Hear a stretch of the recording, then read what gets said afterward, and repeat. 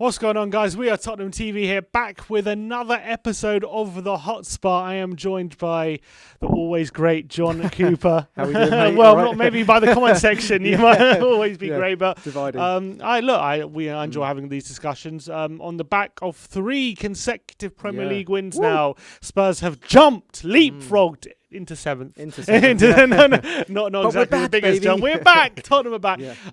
Wins against, I think, when was the last time we spoke to you? Was it just after the Burnley game? Lost before the Fulham game and before the Palace game. I think it was just after we played Burnley. No, it was just before. Was it before we played Burnley? So it's just before we played Burnley. So we were on a real bad run then. But 3 wins in a row. I did say we'd go on a little run. I did say that, and I think it wasn't all doom and gloom as far as I was concerned. I thought I could see us definitely picking up a few points. Definitely the last 3 fixtures. I mean, that was like, that was a real opportunity to get 9 points in the bag and and then look upwards. And I think now we're looking at 4th, thinking, do you know what? It's not out of the realms of possibility now. 5 points behind Chelsea with the game in hand. But I think a lot can change. We've seen that this season. A lot can jumble up and juggle up. So, I mean, we can set our target for that now, I think. Yeah. And in terms of the last 3 games, we've won 4-0, 1-0, and 4-1. Yeah. Do you think, how much credit do you give to the team and to the manager for going on this little run to get us back in contention, or do you look at the opposition and think we should really be getting these results anyway?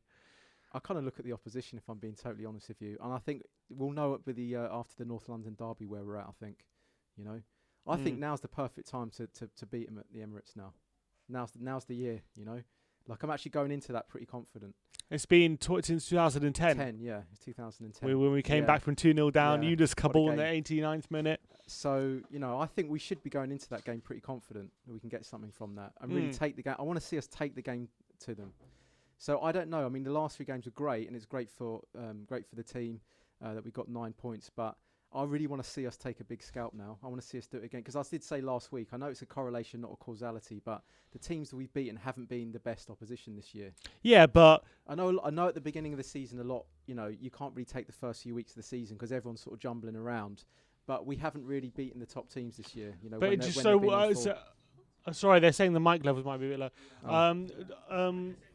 What was I going to say? So are you going with the line of it's only Burnley, it's only Palace? I think there's no such thing as an easy game in the Premier League. I'll say that as well. But I would like to see us beat an Arsenal away. That would show me something different. So if we were to lose that game, you thinking, okay, this shows more of our level than the last 3 wins? I would somewhere in between. It would be, But I think if we can beat Arsenal and really take the game to them and don't play with any fear, then I'd be thinking to myself, do you know what? We're looking like a good team here, and I think I think we've got something here. But what have you taken from the last 3 games for you? The wins against Burnley, Fulham, and Palace. Maybe I kind of agree. I think the opposition doesn't have to be taken into account, but the way we've won, especially the home games. Let's go through it. I mean, Burnley was impressive. I thought for the whole game we looked on top. We controlled the game for 90 minutes. The Fulham game, I thought for the first 15 minutes, Fulham were the better team. They were much brighter on the ball. Then we came into the game, came into the game. We've seen that a lot this season, where it's a slow start, but then we've soaked up pressure, and then we've got into the game. And that happened, and then we got the goal. But then the second half for me against Fulham was poor, I have to say. It was a poor performance. It was like the good, the bad, and the ugly. That was the kind of the ugly for me. But we kind of got away with it because they were carving us up left, right, and centre. And they might not have created that many chances, but they were threatening us all the time. And we hung on in that game. For the first time, that was looking like a 1-1. We've seen that all season, but we hung on, got the clean sheet. And so I really liked the result, but I didn't like the performance. And then against Palace, I only saw the last 30 minutes because I had commitments. But that looked pretty. When I tuned in at 3-1, it looked pretty comfortable. They weren't even making an effort. Yeah. So, what do you take out of that? I definitely think that I think our performances have been improving, especially since the West Brom game. We had that kind of period where where Kane got injured, and we played Brighton, and we played Chelsea, and we looked completely insipid, and we looked really devoid of ideas. And I was trying to question a lot of things, especially after that Chelsea game. I'm thinking, okay, where are we actually going now this season? Then Kane kind of came back sooner than expected, came back against that West Brom.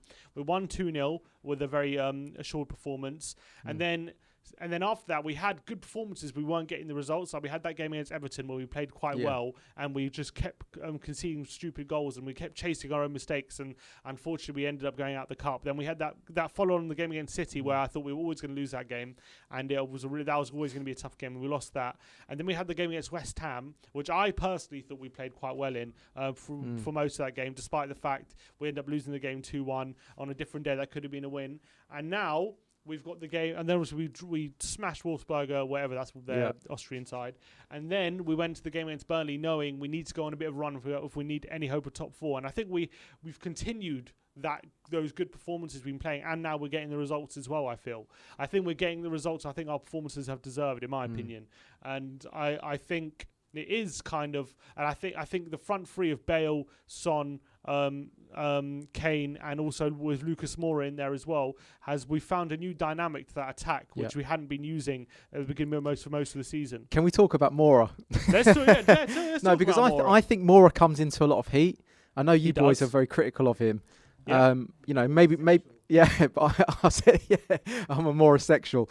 I think Moura does a lot for the team that doesn't get noticed. I think the things that people don't like about Moura is the fact he gives the ball away a lot, right? He does silly things in the final moment. He does silly little things, right?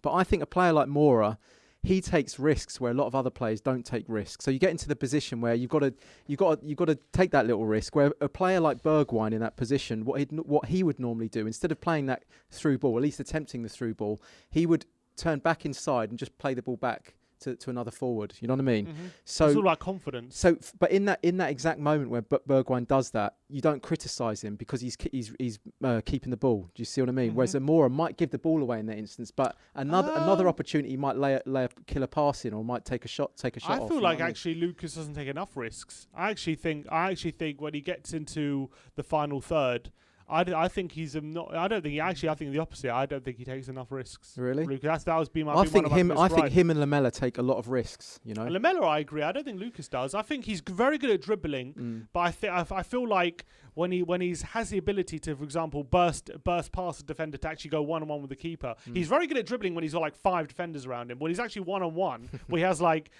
just a defender to beat to be 1-on-1, he doesn't usually go for it. He did it in Europa, didn't he? I mean, it's a brilliant goal. Yeah, that was a great goal. And but he does it in the Premier League. I feel like he doesn't do that enough. He doesn't really.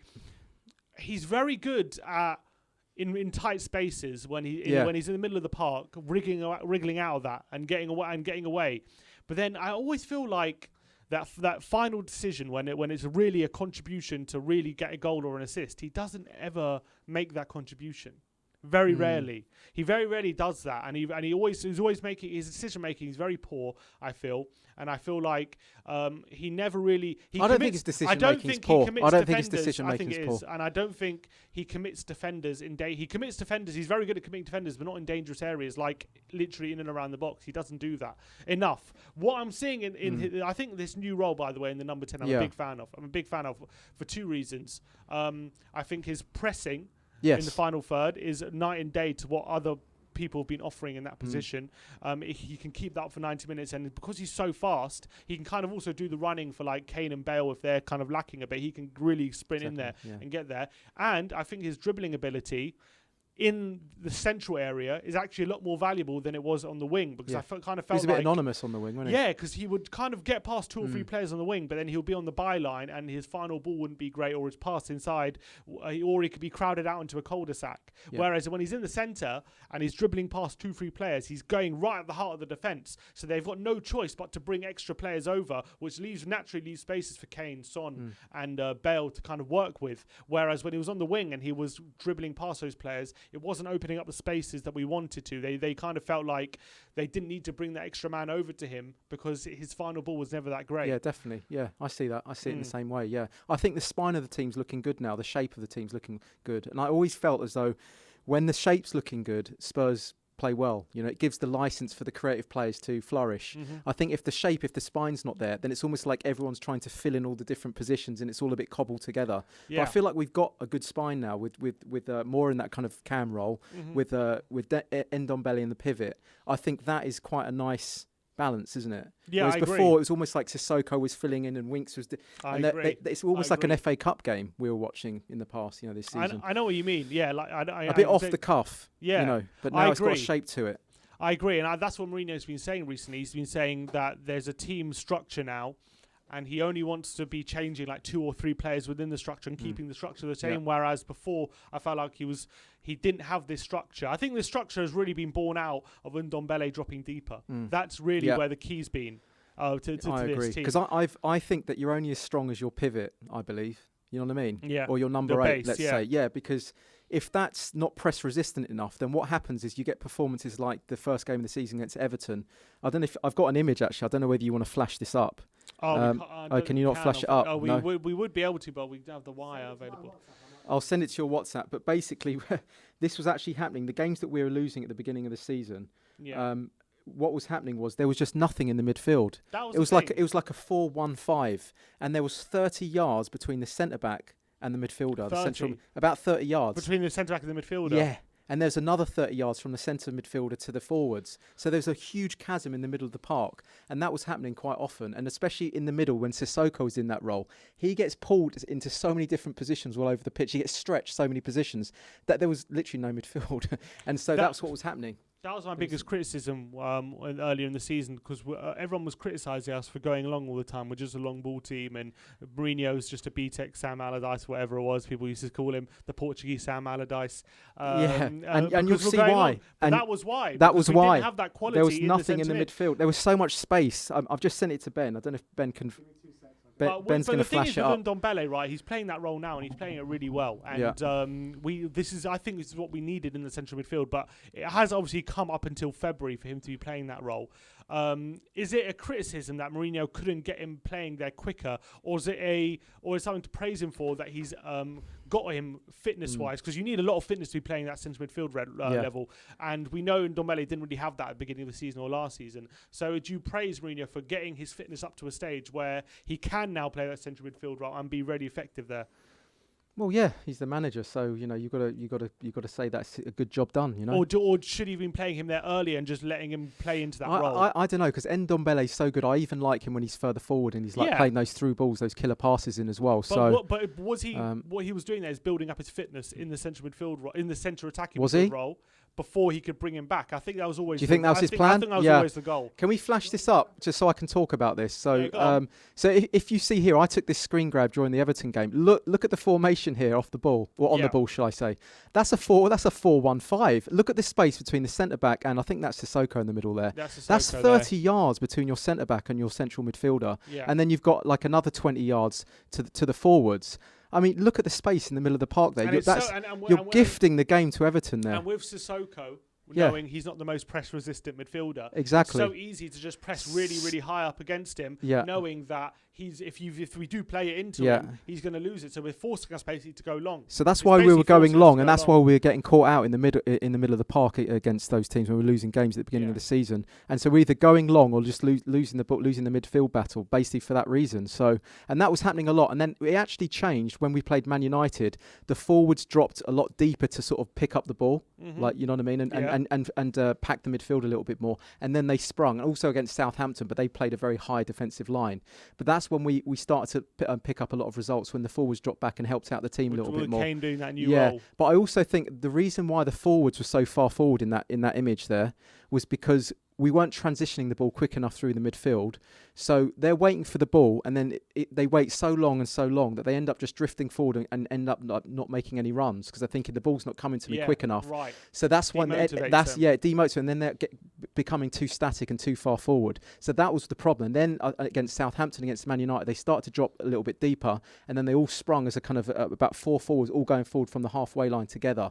That's when we started to pick up results, I noticed. And then also again when we started to lose, you can only really do that against a high defensive line. Yeah, but then I also noticed when we started to sort of the results started to go recently, we also started to drop back into that again. And I noticed there's big areas in the midfield that we weren't playing through the midfield correctly. So yeah, that's something I noticed. Yeah, but I think the key to that is having quality at the centre, someone who you trust to pick up the ball and not be worried about a player or two up his back. And that's Ndombele, basically. Yeah. And I think that has been the goal for Mourinho all season. I think he mentioned at the beginning of the season that Ndombele doesn't have the physical qualities to basically play in that central midfield role just yet, but he will grow into it, and he is building that up. And he did build up to a stage where he was able to do it, and now we're in a stage where we're seeing him. We can play there week in, week out, and be really effective there. And he's, I think, one of the most effective centre mids in the league actually at the moment in that role. Yeah. I think he's that impressive. So I think at the beginning of the season we were trying to kind of fit pieces into that central midfield that maybe weren't up to it, what we needed, but maybe now we have that strong pivot. Yeah, that's what we need. Well, we were playing Winks and Sissoko in there, and that's the problem. Playing as in alongside Højbjerg, you mean? Because we were playing Højbjerg every game. Were we even right at the beginning of the season? Yeah, Højbjerg. The first game? Did Højbjerg play the first game of the season? He started every game this season. Did he? Yeah. Still carried on the rest of the game. Yeah. He's played every game this season, Højbjerg. Yeah, it took Højbjerg about half a dozen games to get into it, didn't he? Yeah, I think United was the game where he really started playing well. Yeah, and actually one thing that kind of goes under the radar is like a lot of the times where we sort of really take the game by the scruff of the neck is when he makes the decision to push up at certain points, and that's how we've actually scored a lot of goals from. I think against Man United, pressing, press, and I think high press. Because I think Højbjerg in many regards, he has a lot of control over the tempo of the game as well, and whether we press or not. And I think when Højbjerg's pressed further forward at times, knowing when to press and when to sit off, we've gained a lot of territorial control over games. So yeah. But when we do sit back, like we did against Fulham, is that let's talk about that game. Yeah, is that a consequence of Spurs making it? Do you think it's a consequence of Spurs making the manager making an active decision that, all right, we've got a lead and we need to protect that, so everyone drop back? Or do you think it's a consequence of Spurs losing control of the game, so we have to adapt to that, and then the players themselves deciding, all right, Fulham are clearly overrunning us, let's drop deep to make it difficult for them to make chances? I think it's almost unconscious. I think the players are trying to do what they think's best in that moment, sometimes not even thinking about the formation or anything. I think it's just when even when you play football, a lot of it's just intuitive, right? So I think that's what was happening in that game, and we were losing the shape in that game, I have to say. And actually that game, do you not think it was a carbon copy of the home game? It was similar, but I think we were better in the one at the home. I think the home game. Because I saw a similar pattern. We went the goal up, then we sat back, and then even though they didn't create that many chances, they were threatening quite often, and they were carving us open. I thought in that game. I want to get a quote up from Lloris. Because he was asked about that after the game, why he believes Spurs tend to drop back sometimes. But this is before you come on to that though. This was my point from the other HOTSPAR that we did, right? There is a difference between sitting back and defending in a low block, but being watertight and really compressing up towards the ball. Like you can hunt in packs off the ball, right? That's very different to the way we were defending. And yes, you could say that. You said to me, what's the difference between the way we defended against Fulham and what's the difference between the way West Ham defended against us, right? Yeah. The way we defended against Fulham and at home as well, we were leaving so many spaces in behind. It was so disorganised that you could see that they were threatening us every time they were coming forward, despite the fact they weren't getting many clear-cut chances or hitting the target. So that's what I mean about... it's not just a case of, West Ham sat back and we sat back against Fulham, so isn't that the same? They're two different things. One, you sit back resolutely and you have counter-attacking outlets and you spring on teams, but you're very watertight at the back, right? And you can double up on players. But the way that we were defending against Fulham in both games was that we were leaving so many spaces in behind for them to get through us. You know what I mean? It was almost like a sieve, and that was the difference. And I saw that against Fulham, and we rode our luck, but we deserved it because we've conceded so many games this season. I agree. So we deserve to hang on to one lead, in one game. I agree with you that there are different ways to sit back, and you can sit back in a more aggressive way, like we did against Man City, and we can sit back in a more passive way that we've done in other games. I can't, that not specifically spin to mind. But I think perception is a very powerful thing. I think the result can definitely affect people's perceptions of the game very powerfully, and you can. you can have a good defensive performance, then concede for one moment in the game, and then people think, okay, you conceded ground and then you conceded, so you deserve to concede because of the control. Whereas other teams can sit back, and the other team creates a lot of chances but doesn't score any of them, and then people will say, oh, well, that team defended really resolutely and defended really well because they didn't concede. Exactly. That's my point. You know, we didn't concede right against Fulham, but I'm still trying to find ways that we can improve the defence, because I still saw errors there. And I think Toby came out in the post-match interview and he said it wasn't good enough. You know, and funny enough, ironically, against Everton, I loved the performance, but you know, the result wasn't there. And against Fulham, I really disliked the performance, but we won. So that's how I kind of look at it. I don't always, like you say, perception. A lot of people, they see you win 2-0 or 1-0, they'll just go, brilliant, perfect, Jose masterclass. But I think a real winning attitude is, even in defeat, you're still trying to find ways that you can improve. I think that's the mentality, isn't it, Sim? No, I agree. Of course, you've got to always look to improve. But I think... You've got to say what's good. You've got to be able to call something good and something bad as well. Yeah. Like what you're seeing. And I think, obviously, you have to be able to analyse the performance and say, all right, we won this game, but we really didn't deserve to win, or we could have done this better and that better. And obviously, that's important.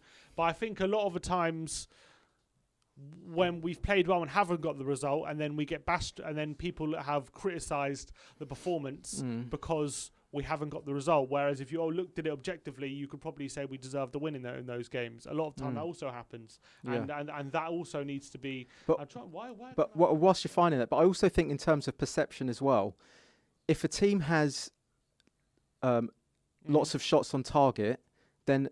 Remember, you said they had lots of shots on target. Does that mean that they were like a better team? No, it's not just about shots on target. Yeah, so for me, quality of the chances. Quality of the chances as well, because a team can have a lot of chances, but they could be like half chances. Correct. And that's actually credit to the opposition for holding them out for half chances. Correct. And you can have teams that have no chances, but actually look threatening than a team that has 10 shots on. No, I disagree. I think well, that's that, because I believe a team can look very threatening and get into the danger areas and put balls into the box, and it can pinball around in the penalty area and just happen to land at the players of the Spurs legs, you know.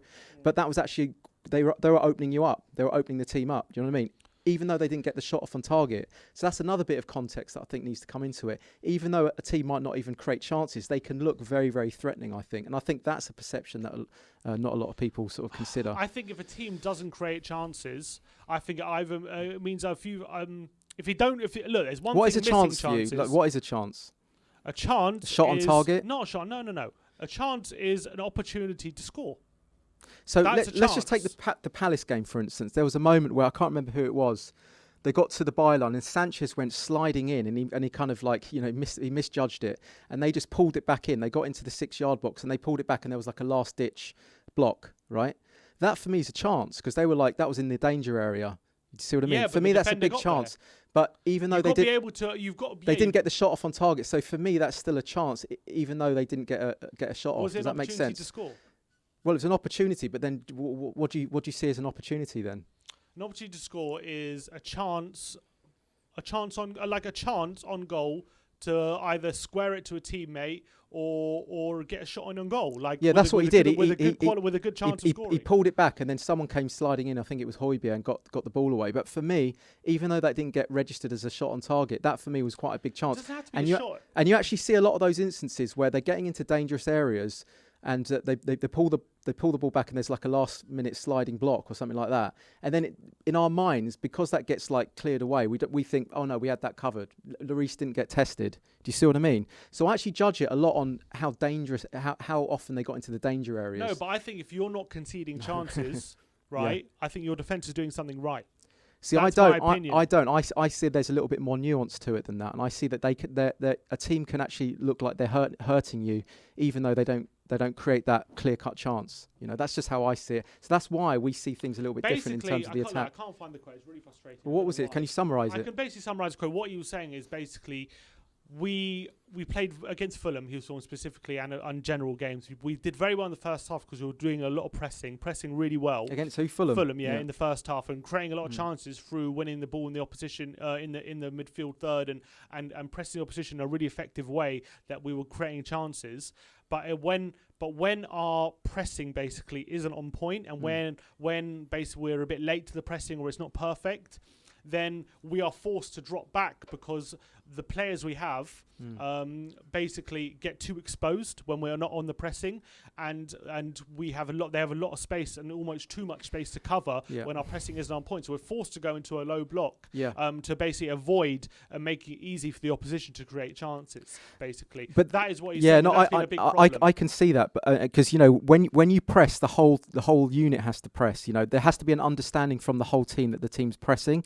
If you have like 2 or 3 players pressing and then a couple other players not backing it up, then it's a half-assed press, if you see what I mean, and then that exposes the team, if you see what I mean, exactly. Right? The whole organism has to move up, and there has to be a shared awareness when you're pressing, but also when you're playing that low block. This is something that I've noticed. It's okay to play the low block if you're defending the first and the second ball. So you're preempting the second ball. Mm-hmm. So you create the low block, the back line, but then the second line, if you want to call it, the Suns, the Mouras and the Lamelas and the Ndombélés on the edge of the area, when the ball gets headed out, they're the next line of defence to relieve the pressure and take the ball upfield, right?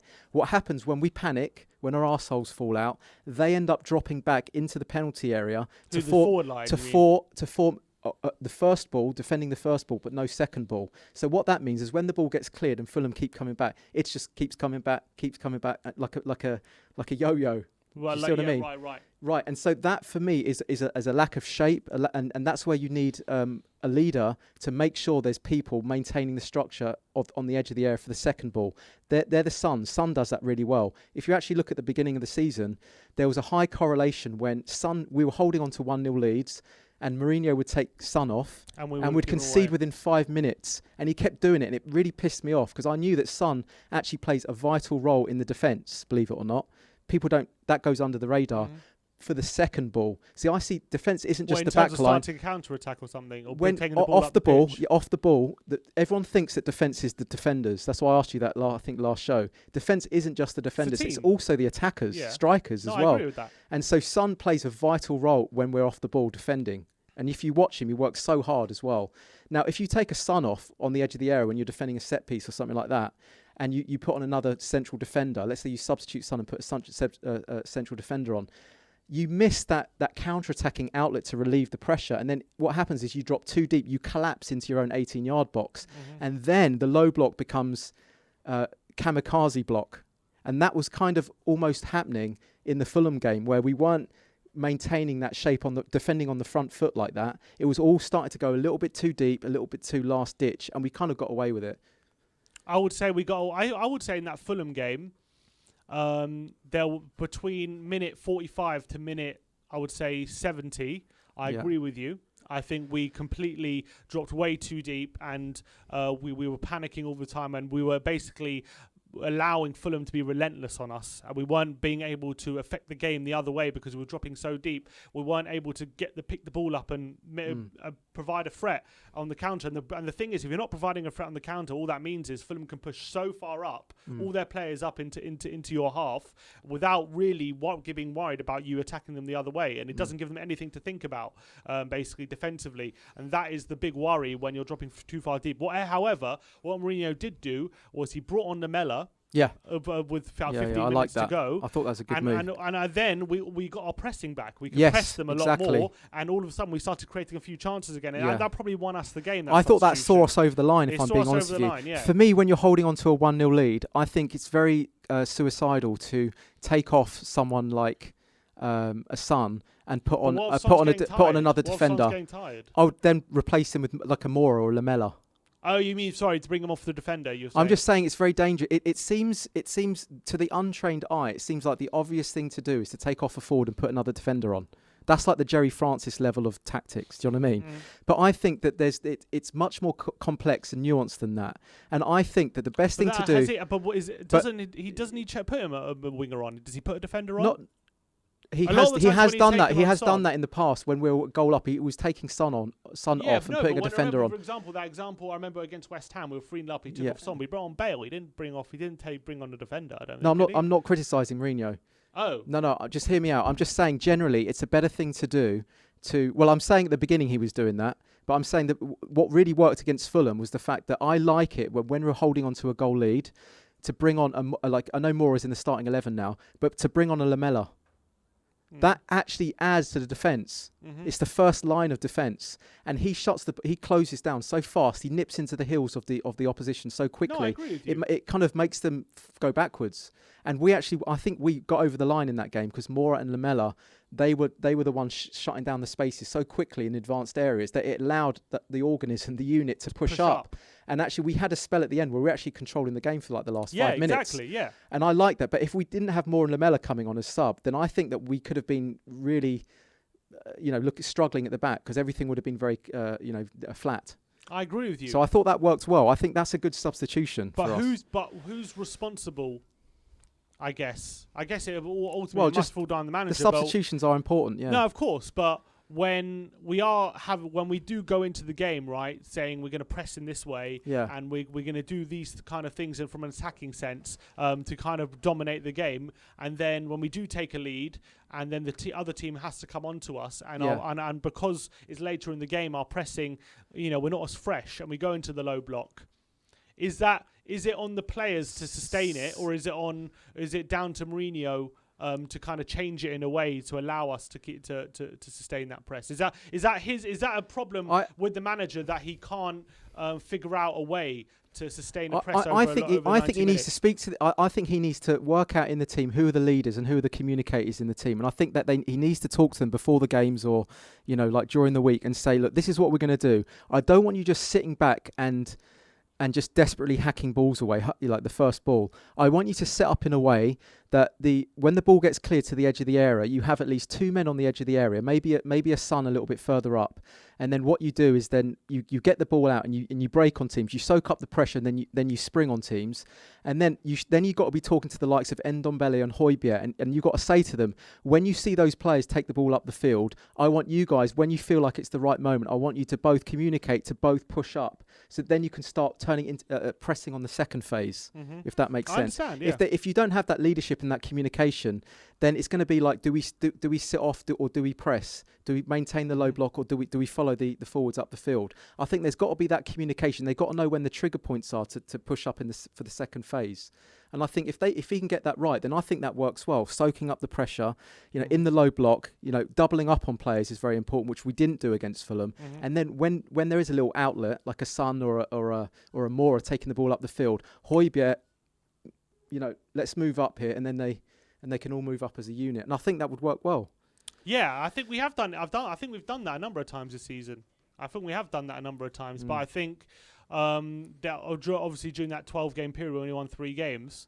We were severely lacking in that kind of leadership, and I agree with you. And I think that was something that it took a long time for us to get over until pretty much now. It's taken a long time for us to sort out those issues within the team.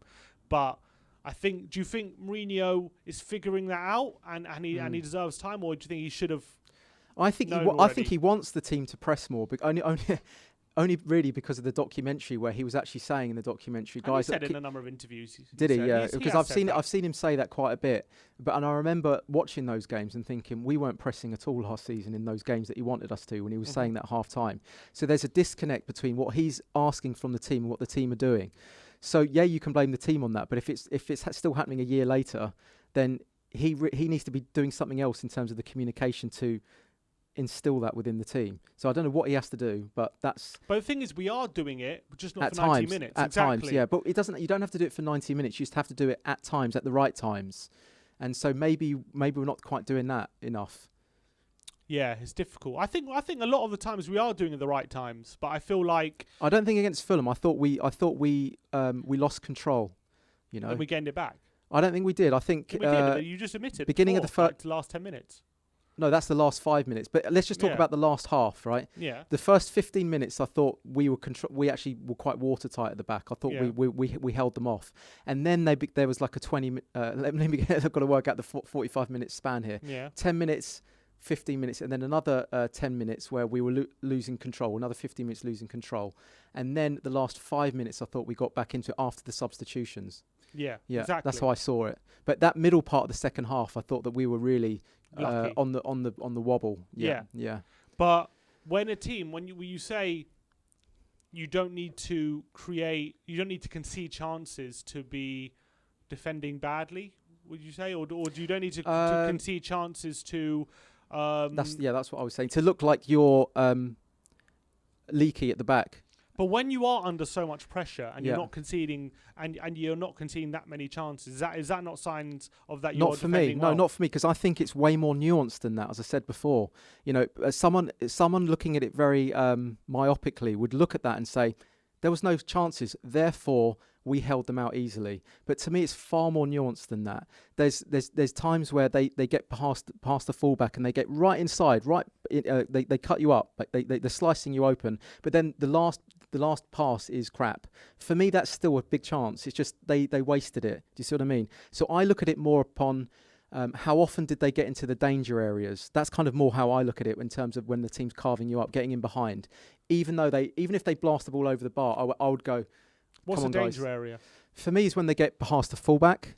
If there's a through ball and they get onto it first, Also, I look at it as also how many touches they have in the penalty area, to a certain degree. You know what I mean? I think a good defensive display is when you limit the forwards to touches in the penalty area, and also if one player has multiple touches on the ball in your penalty area. That happened against Fulham, where one player had 3 touches of the ball in the penalty area. Well, before he scored. Before we did anything, and Doherty sat off him. Well, he's about 6 yards away.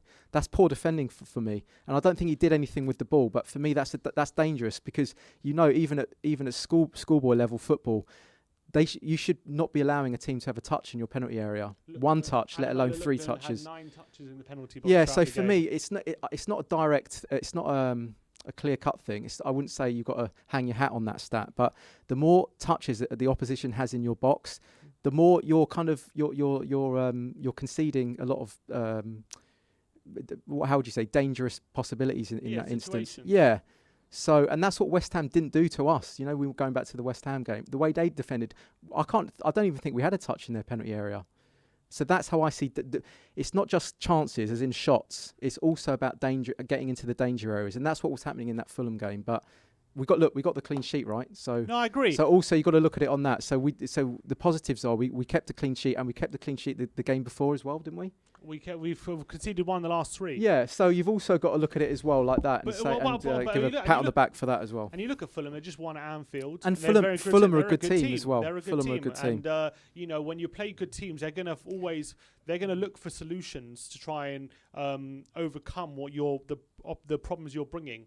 And sometimes, I think every team, there's an element of luck to it, because what happens is the team will ultimately find a solution, and whether they score or not, if they don't score, then you can plug that gap and it won't happen again. Whereas sometimes if they do score from when they find that problem, then all of a sudden that can have ultimate effects on the game, because then you have to change your approach to get back in the game, and you have to and things change, and then different problems you have to kind of react to different problems when if the goal goes in. But sometimes if a team opens you up once and they get that chance and they miss it, and then that what they've just done, you can kind of adapt to that, and then that won't happen again, and then you can see out the game. Do you think we're adapting well to dangerous moments? Let's call it dangerous moments.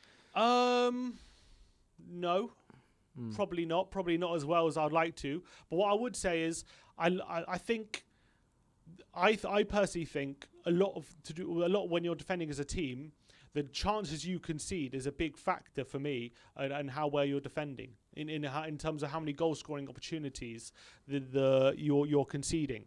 And I feel like a lot of the time in a lot of games this season, where we haven't picked up a win, we actually haven't conceded too many good quality chances for goals to go in, and the goals we have conceded have come from moments which weren't specifically dangerous, but because of an individual characteristic, it had it's kind of the chance has become a dangerous one in a way. Whereas the team is set in a good defensive way, in not to concede chances, but something has happened where the chance has come. But in terms of we're not conceding like a lot of good quality chances, basically, throughout a lot of games. I disagree. I think that I've seen a lot of structural issues this season with the way that we've been defending, personally. But then I've seen other games where we've looked really good. It's been a little bit up and down for me. Yeah, I agree. It's been. I'm not saying in every game. Yeah. I'm not saying in every game. For example, I'm trying to think of a game that I really like defensively, structurally. It's been difficult because we've conceded a lot of goals, haven't we, from winning positions? And I think that we've conceded a lot of goals, but in terms of overall, we've conceded third least. So that's what I'm talking about. In terms of overall, I think we're not conceding too many chances, but in isolated incidents, whereas, for example, we're 1-0 up. And we're not conceding a lot of chances, but then one good chance will come and they will score it. Basically, I think there's been times though where we've gone into that low block, and we've got half an hour to spare where we could have gone for that. We could have gone for the second goal, and we could have stayed on the front foot. And I actually think that when we're on the front foot, it makes the defence look good because the pressure's relieved from them in many ways, you know. And we've actually got the firepower, we've got the attacking players to play more on the front foot and see that as almost like a defensive duty as well attack is the best form of defence. See it a little bit like that. Whereas I think that we see good defence as all dropping back and defending rather than also seeing it as playing a little bit more on the front foot. Because haven't we seen that this season when we've gone a goal up, half an hour to go, Palace, for instance, Fulham at home, it's just sitting back and it's almost like it's not just defending. Here's the thing, Sim. We've stopped playing.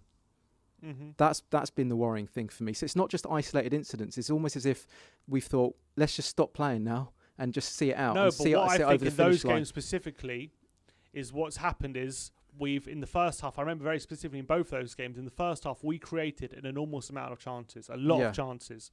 We were very aggressive, we were pressing really high.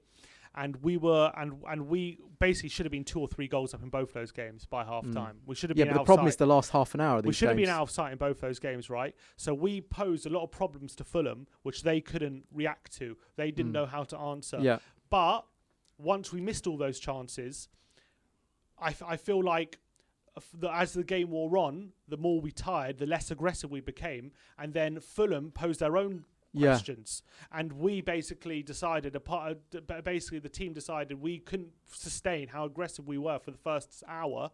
So we have to basically, they're getting too much joy going the other way, so we have to revert into that low block basically to combat the control that they're trying to have on our team, because they're obviously trying to get back into the game. They're being more aggressive. No, I totally they're going see that. forward more, and they're starting to expose us a bit going the other way. And because we haven't killed off the game going forward, we're now forced in a situation where we don't want to make it easy for them to create chances because there's only a 1-goal lead. And if we were to be caught on the counter having been led, I get that. Then that would be totally criminal. Get that. But it's just like when you play that low, you can even play the low block on the front foot. Yeah. But we were playing the low block. I still think even in the Fulham game, I remember the last half an hour, Son had a 1-on-1 and he hit the post 1-0, and it could have been 2-0. And then just after that, they scored. Like, we were still, even in that low block, we were still creating better quality chances than Fulham were. On paper. But I still thought that they were looking threatening, though. That's where it comes down to that. They were looking threatening, but that's a perception thing, in my opinion. Yeah, that's what I'm talking about, perception as well. I think sometimes a team can have the more the more chances, not clear-cut chances, but the other team can look more threatening. That's a perception thing as well. Yeah, but they look more threatening because they have more control of the ball. No, not just the control of the ball. As I said before, getting into danger areas. That's what I saw in that game. But it does. I mean, we can dissect that game as much as we like. But I mean, I don't know. Yeah, I know. But we're about to tie the loop on that. There was a reason why we brought that up.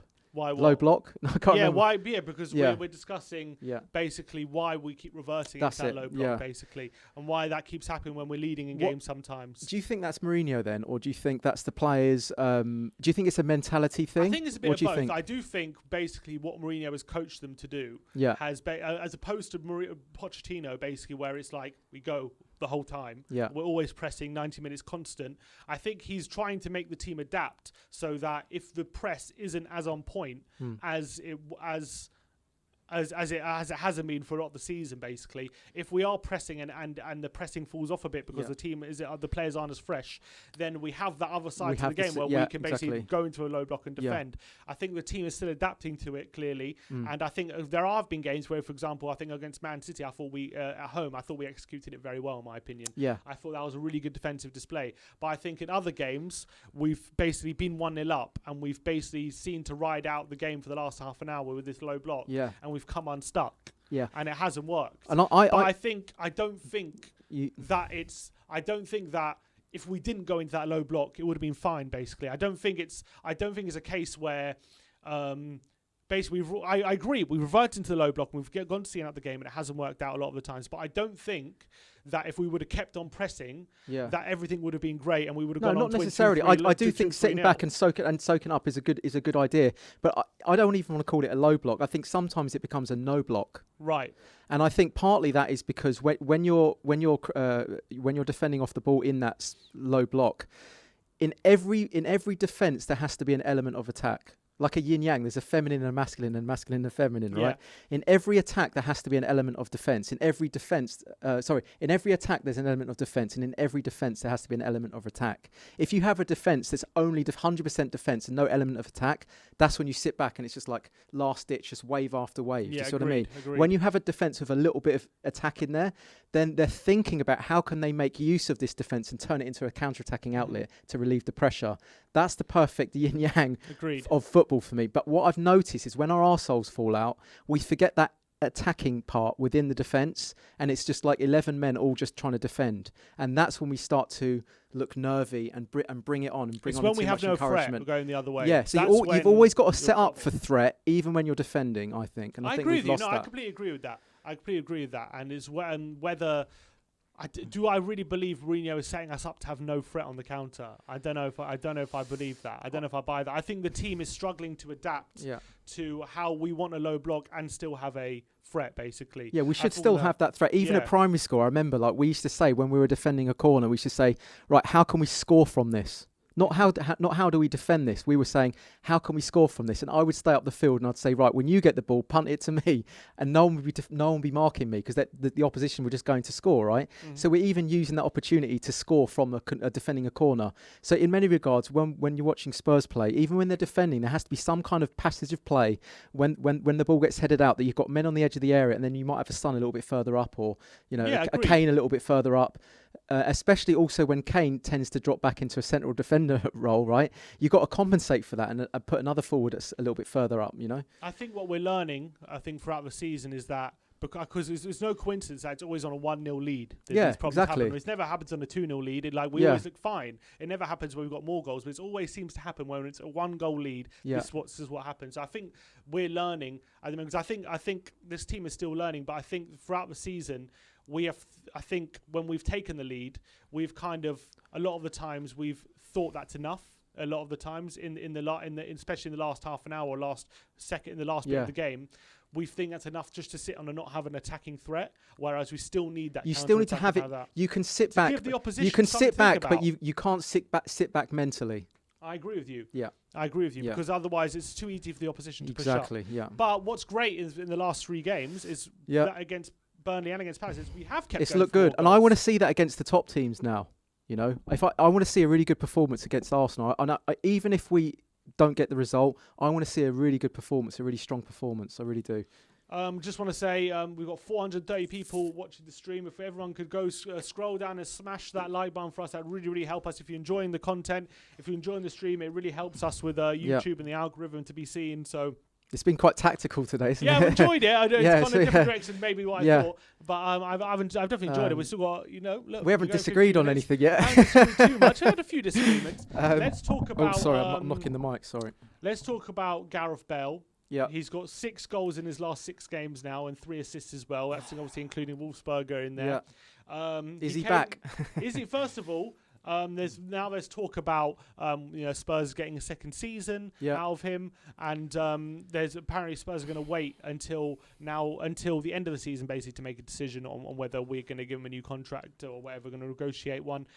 He's come into criticism from Graham Souness in Sky Sports Studio for having a lack of a supposed desire, and maybe if he was on the bench earlier in the season, he should have been knocking on the manager's door to get more playing time rather than just be happy to be sitting on the bench. I want a few things. First of all, what do you think of his current performances? Do you think he's back, or do you think it's just because he's playing against Burnley and Palace has been made easier for him? Do you think if you were a betting man and if I asked you right now to put money on it, was he going to have a second season at Spurs? And do you think he's been lacking desire throughout the season, not to be chomping at the bit to be back in the first team? Or do you just think it's a patient game, it was a waiting game, and it was always just about waiting for the right moment to bring him back, and now is the right moment? Yeah, it's a lot to it's 50 Shades of Grey. Do you know what I mean? Yeah. It's nuance. I do think as though Souness hates Spurs. Yeah, I agree with that. He's definitely got a resentment against Spurs. I don't know what it is. Maybe there was like an unceremonious way that he ended his time at Spurs, But he's always digging into Spurs for some reason. So you've got to take what he says with a pinch of salt. But at the same time, I do think that Bale didn't look like he was showing that much desire to really get back in the first team. But he does. That is his character. He's very laid back as well. So he might be really wanting and trying hard, but he might not show it on the sidelines. You know what I mean? He kind of looks a little bit like that when they cut to him on the substitutes bench. He's always smiling, having a joke with some of the players. So if we're judging on body language, I would say it doesn't look like he showed enough desire to really want to get back in the team. I was even calling for him to get back in the team at any expense just to get game time, even if it's right wing back instead of Doherty. I would have had that. You know what I mean? I remember. Yeah, I was calling for that just because I thought he needed some game time, just get some minutes. You know what I mean? But there was a third part to that. Do you think if I was given money, would he have a second season? How much is it going to cost us? That's what you need to factor in. Same deal as this season, 220 grand a week, another extended year loan. I think if he continues the current performances that he's shown in the last 3 games, then I think you got to be looking at it. Yeah. But right now. But if I told you right now you have to make a decision. I don't know. You can't make it later. If you wait any longer, you can't have it. Right now, are you giving him a second season? Yeah. You are. You would say yes. If I had the money, I'd do it. Yeah. You would do it. Yeah. Because you think you've seen enough from him in the past few games. And also like good players, like world-class players, that tend to adapt their games when they get into the twilight of their career, right? Mm-hmm. Giggs was a perfect example of that. To centre mid, yeah. Yeah. So I think as long as you put his ego to one side, I think Gareth Bale doesn't have an ego. I think he's an egoless player. He really is. Yeah, I remember back when he was in his first spell, he really was like... Has there ever been a more humble world-class player, actually? Yeah. That's quite actually... I agree. He's a very humble guy. So I don't think he's going to have a problem if the manager asked him to adapt his game and play in a position that he didn't like. He could even, who knows, drop back into a left fullback position. You know what I mean? Because he started his career there. If he's going to adapt his game, I think he'll be more centrally. Central. Yeah, I believe that as well. Because he's got so much quality. Yeah, in that left I believe foot. that. So if he's willing to adapt his game, then I would definitely keep him and just and play to his strength, because he's still quality on the ball, mate. You can still see that. Yeah. What do you think? I mean, what's your I agree. Take on I agree with you. I think if I was given the choice right now, I would say extend, because I think he is really starting to show what he can do on a consistent basis. Now, it's now been 4 or 5 games in a row. He's really started. And what's really convinced me is not necessarily his quality on the ball. Like his long range passing has been exceptional recently. Yeah. His crossing and his finishing has been really great. We like the way he's confidently swept into the far corner. But it's not necessarily just that. I think the biggest thing that's been questioned of him is his sharpness and his ability and his dribbling ability. And if he still has that, he still has that pace about him to beat players and get past players. He's not really beating players, though, is he? He is. That's what I'm saying. He is. I didn't see the first 60 minutes of the Palace game. Okay, so you wouldn't have seen him beat players. Was he actually skinning players? He was, a couple of times. There was one moment right in the first minute where he has 2 players in the penalty area and he wriggles in between both of them and whips in a great ball to the back post, and Son misses a header at the back post, which he should have scored. And that was a really great moment where he really showing that he still has that sharpness and dribbling ability to beat players. Maybe not like he did back in the day. Like he doesn't have the acceleration. He doesn't have that first explosive thing. You know, like the goal that he scored against Sunderland in the last game of the season in 2013. You know the way he gets the ball out of his feet. Yeah. That that first spark, that first bit of explosiveness has gone, but he's still got the ambient level, not totally, but he's still got a very good ambient level pace, if you know what I mean. I actually disagree. What I think has gone is, for example... What, you think he's got that real quick explosiveness straight off the off? I do. Do you? I don't. Okay, maybe I know what you mean, like to go 0 to 60 in a second. You know, yeah, that acceleration's gone. I think he's got a bit of sharpness over short bursts still. I still think he has that. Maybe not to the extent he used to, but I still think he does that little bit of sharpness and that little bit of explosiveness over short bursts. What he used to do, which he was one of the best, which made him, or which he was probably one of the best players in Europe at, was what he did to Maicon. And what he did to that... remember that goal in the final for Madrid where he ran off the pitch and came back off and came back on, basically like a road runner, like a cross-country runner. That he doesn't have anymore. I mean, he's over long distances. He doesn't have that. He's about 70% of that. I'd say 80%. He doesn't have that anymore. But over short bursts, right, when he's in the final third and to get past the player, he still has it. Yeah. He still has it. And when he's still faster than most Premiership footballers now. Yeah. So that is kind of convincing me to that if we can get him consistently playing on that level, and if he can adapt his game like Ronaldo has adapted his game, like other players have adapted their game in the final third, where they maybe hang forward a bit more and they don't have to track back as much, and he can basically have a bit of a free roll, I think he's more than worth keeping on. I think we can definitely deploy him well. Yeah. I think there's a weapon there, and I think it's a really good timing that he's come into a bit of form now, because it adds a different dimension to us. This reminds me a lot of the 2009 season where Lennon started off the season like a road runner, and he was absolutely electric that season. Then he got injured, but then Bale came in, and he carried the baton. And I think Bale coming back now in reasonably good form has offered a different dimension to us and actually brought a bit of mojo back to the team and created that extra dimension. I think this could actually carry us through for the rest of the season and give us like a running finish, a sprint finish. I agree with you. I agree with you. I think it could spark life into our season. I think it's actually having an effect on all the other players. I agree. As well. I think it's given a feel-good factor because everyone knows Bale's such a legend. Everyone wants to play with him and everyone's so desperate for him to do well, and to see him playing well for Spurs, back in like a legend like that, back in the Tottenham shirt, killing it like he is, I think it's definitely change the mood around the camp. That must have. It naturally will. And to have a Bale like on top of his game is, and just have such a good player on top of his game is obviously going to change the mood around the camp. In terms of him lacking desire, I don't know. It's no one's ever going to know unless you're on Bale's mind. But I just remember seeing him in those early games in Europa League, and I wouldn't say he was lacking desire. He just wasn't up to it. He wasn't getting in the game. He was like anonymous throughout the game. Do you think that was him? His mentality wasn't right? I don't think it was a mentality. Trying to get into it. I think psychologically he didn't trust himself. He didn't trust his body to accelerate and to really take it to the opposition like he is at the moment, I feel.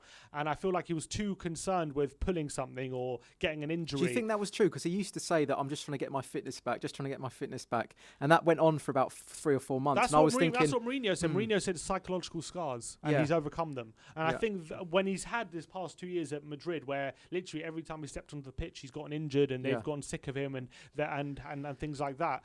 I think he's a lot psychologically. It's taken a toll on him, and I think he's he's preempting his injury, so he's playing within himself. Exactly. Yeah, gotcha. And now I think he's kind of released that from his mind, where he can say, look, maybe I can actually sprint and without getting an injury, and that has been lifted from his mind. And I think he is now performing at a level where he's free of worry from those injuries, and he's not concerned. So now he's mentally kind of confident in his legs. But the thing is, for me, is the fact that he wasn't before meant that I think it just meant that Mourinho couldn't put him in the team, because I felt like he was too concerned with himself, whereas he wasn't playing with that freedom he needs to be that player that he is. Yeah. And I credit Mourinho for kind of managing the situation that he has, because I did doubt whether we'd ever see this Bale. I did doubt that. But there was games like Marine where he could have started and he started on the bench. I thought those were the sorts of games that he could have started. I think he just had an injury just before then. I think. Did he? I think he had. There's certain games like that I thought, Bale's not even starting this game against Marine. It's like, he could have. I thought he could have started him, but look, it doesn't matter now. He came on, I think, for a bit, didn't he? He did. But I think he just had an injury against Stoke or something. Right. So he's coming back from that injury. But I think now it's going to serve us well that he's sort of coming into that confidence, that mental confidence with his game. And it's having a big effect on the rest of the team. there was a really funny meme where it was like, you know that meme where there's got the guy holding the hand of the girlfriend. It's like turning over the shoulder, looking at the other. Someone did that, holding the hand of Son and looking over and seeing Bale. You know, it's a little bit like that. What do you think now? Like the post-match interview, they're asking Bale, what does Son think of you, Kane and Bale? He's broken up the marriage, isn't he? Yeah, it's weird, isn't it? But like Son still assisted Kane in that game. It's like a threesome now, isn't it? Yeah, like surely why aren't they all happy for each other? Come on. But but do you know what? This is also another thing that I think's worked really well. You might disagree with this, but I think Son has looked very jaded in the last few games. Maybe not the Palace game, but I thought that about 4 or 5 games he's looked a little bit burnt out. So I think the fact that Bale's come in at this point has taken off the pressure a little bit off Son. I agree with that from a goal scoring aspect, but I think he's still getting a lot of assists. I think he's got 6 assists in his last 6 games. But his goal scoring sort of dried up a little bit. It has. He's only got 1 in 10, which is bad. But what I'm saying, it's a good thing to now shed the load amongst the three. I think we were relying too much on him for goals. I think we were. I think we were relying on him every time to have a chance to put it in, and now we're not, which is a good thing. Yeah. And I think that he's still got that creative burden. I actually don't think he's playing badly at the moment, Son. I just think the goals are dried up, but I think taken on a new role. I think his energy did dip the last 4 or 5 games, and it picked up a lot against the part of the Palace game I saw. He looked quite bright and quick. But he's still contributing creatively. But that's another perception thing for me. So if a player puts in 3 assists and they're converted, let's say, right, into goals, then you don't tend to judge that player as having a poor game energetically. Let's say you don't look at that. But even if Son he gets 2 assists in a game, I still look at his overall performance, say, did it look leggy? Did it look a little bit starved of energy? You know what I mean? And I've seen that over the last 4 or 5 games. But because he's got the assists, it kind of makes his energy performance go under the radar a little bit. Do you see what I mean? But when you're judging someone's performance, you have to look at what they do as well as what that's the what I mean, overall performance. Yeah. You can't 90 minutes. Yeah, the 90 minutes obviously make an effect, but when you do contribute as heavily as 3 assists in a game, that is you setting up 3 goals, and as a consequence, the team have scored 3 goals in that game because of your contributions. And in essence, you have to say that player has had a good game. Oh yeah, because of that. Well, I would say that he had. It's both, right? It's an effective game, but with a leggy performance. But to overcome a lack of sharpness to still get 3 assists, it's not impressive, right? You could not be sharp and get 3 assists or 3 goals. Kane's a perfect example. There's plenty of times where he hasn't looked sharp or he's been leggy, but because Kane's so technically sound, so technically brilliant, he'll score the goals, and then people won't look at his overall energy levels in that game. That's kind of what I'm saying. You know what I mean? Yeah. Let's go a couple of super chats here. First of all, from Awesome Or says, Kane has been playing the alley role. Where is Gio going to play? I had this conversation with Ben. I said that when I see Gio coming back, obviously when he's coming back from fitness, he might need to play that central attacking midfield role to build up his fitness and stuff. But I actually would rather see him rotating with Ndombele in that central midfield role. Obviously, I'd love to see Højbjerg, Ndombele, and Lo Celso in the 3. I'm not saying that. That's the dream team. Yeah. But I'm saying when we're using a rotation system, I would be more than happy for having Ndombele and Lo Celso rotating that central midfield role, and have Lamela, Lucas, and Ali fighting out the central attacking midfield role because I think when we don't have Ndombele, we just lack that quality in the centre, which also Lo Celso can bring us. Lo Celso's very press resistant, but exactly, that's my point. But in a different way. I would say that he's more of a water carrier. Yeah.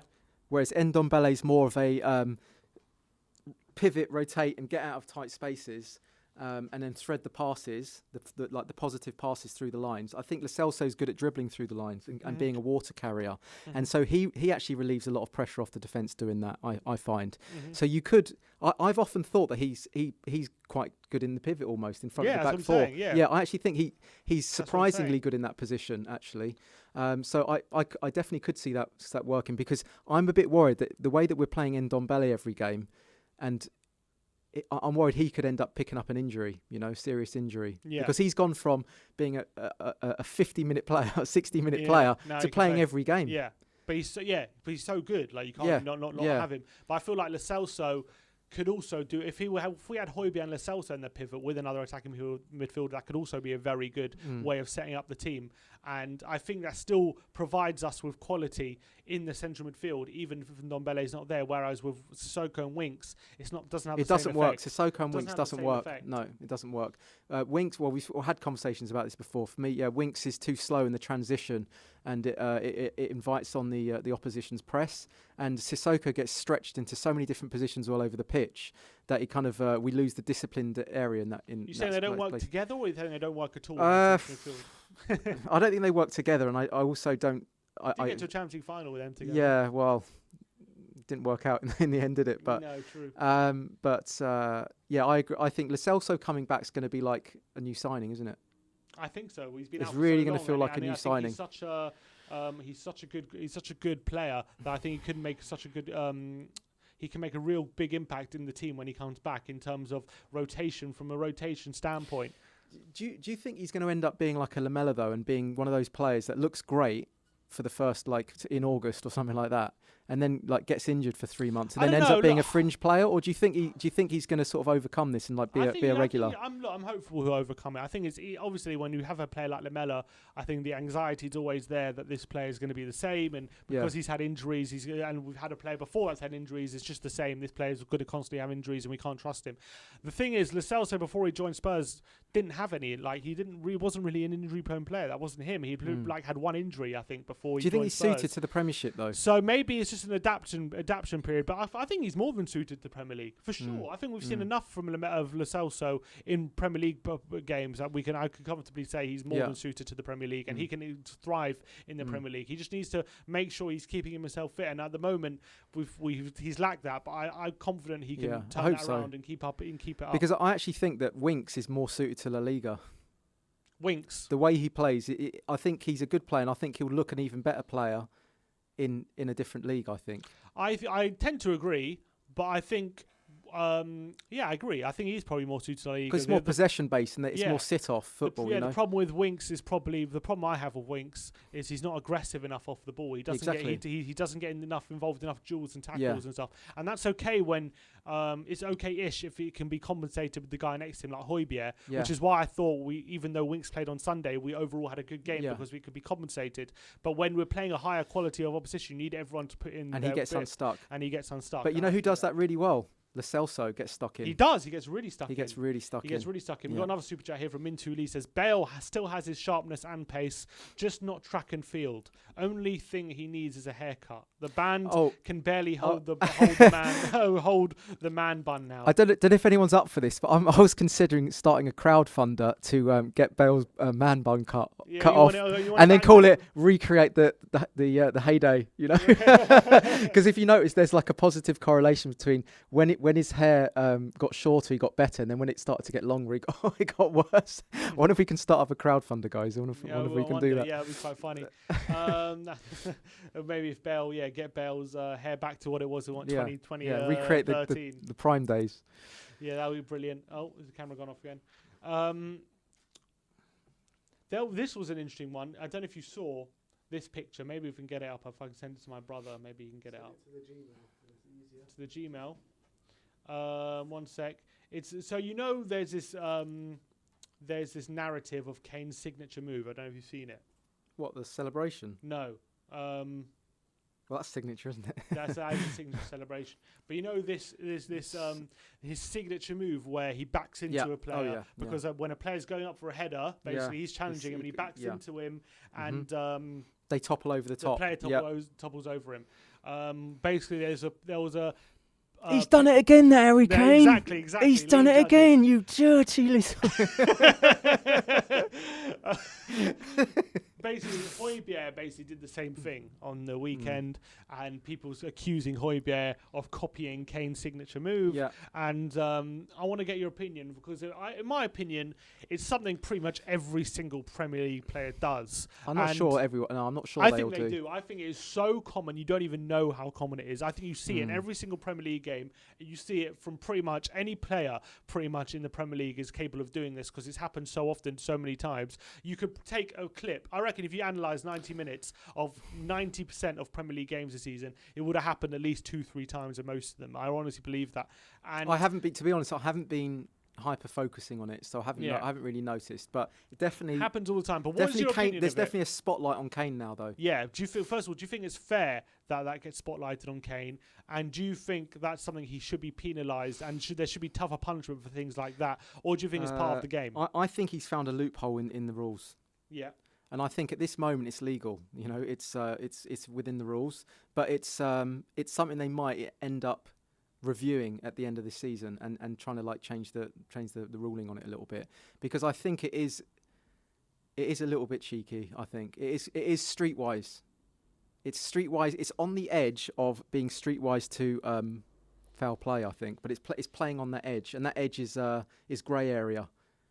So I think within the rules he can get away with it. Why is it on the player who's not jumping? Why is it on him to make a movement away from the player who is challenging for the ball? Because I think it's just streetwise. I think he knows what he's doing, and I think that he's eliciting the foul from it without any consideration of winning the ball.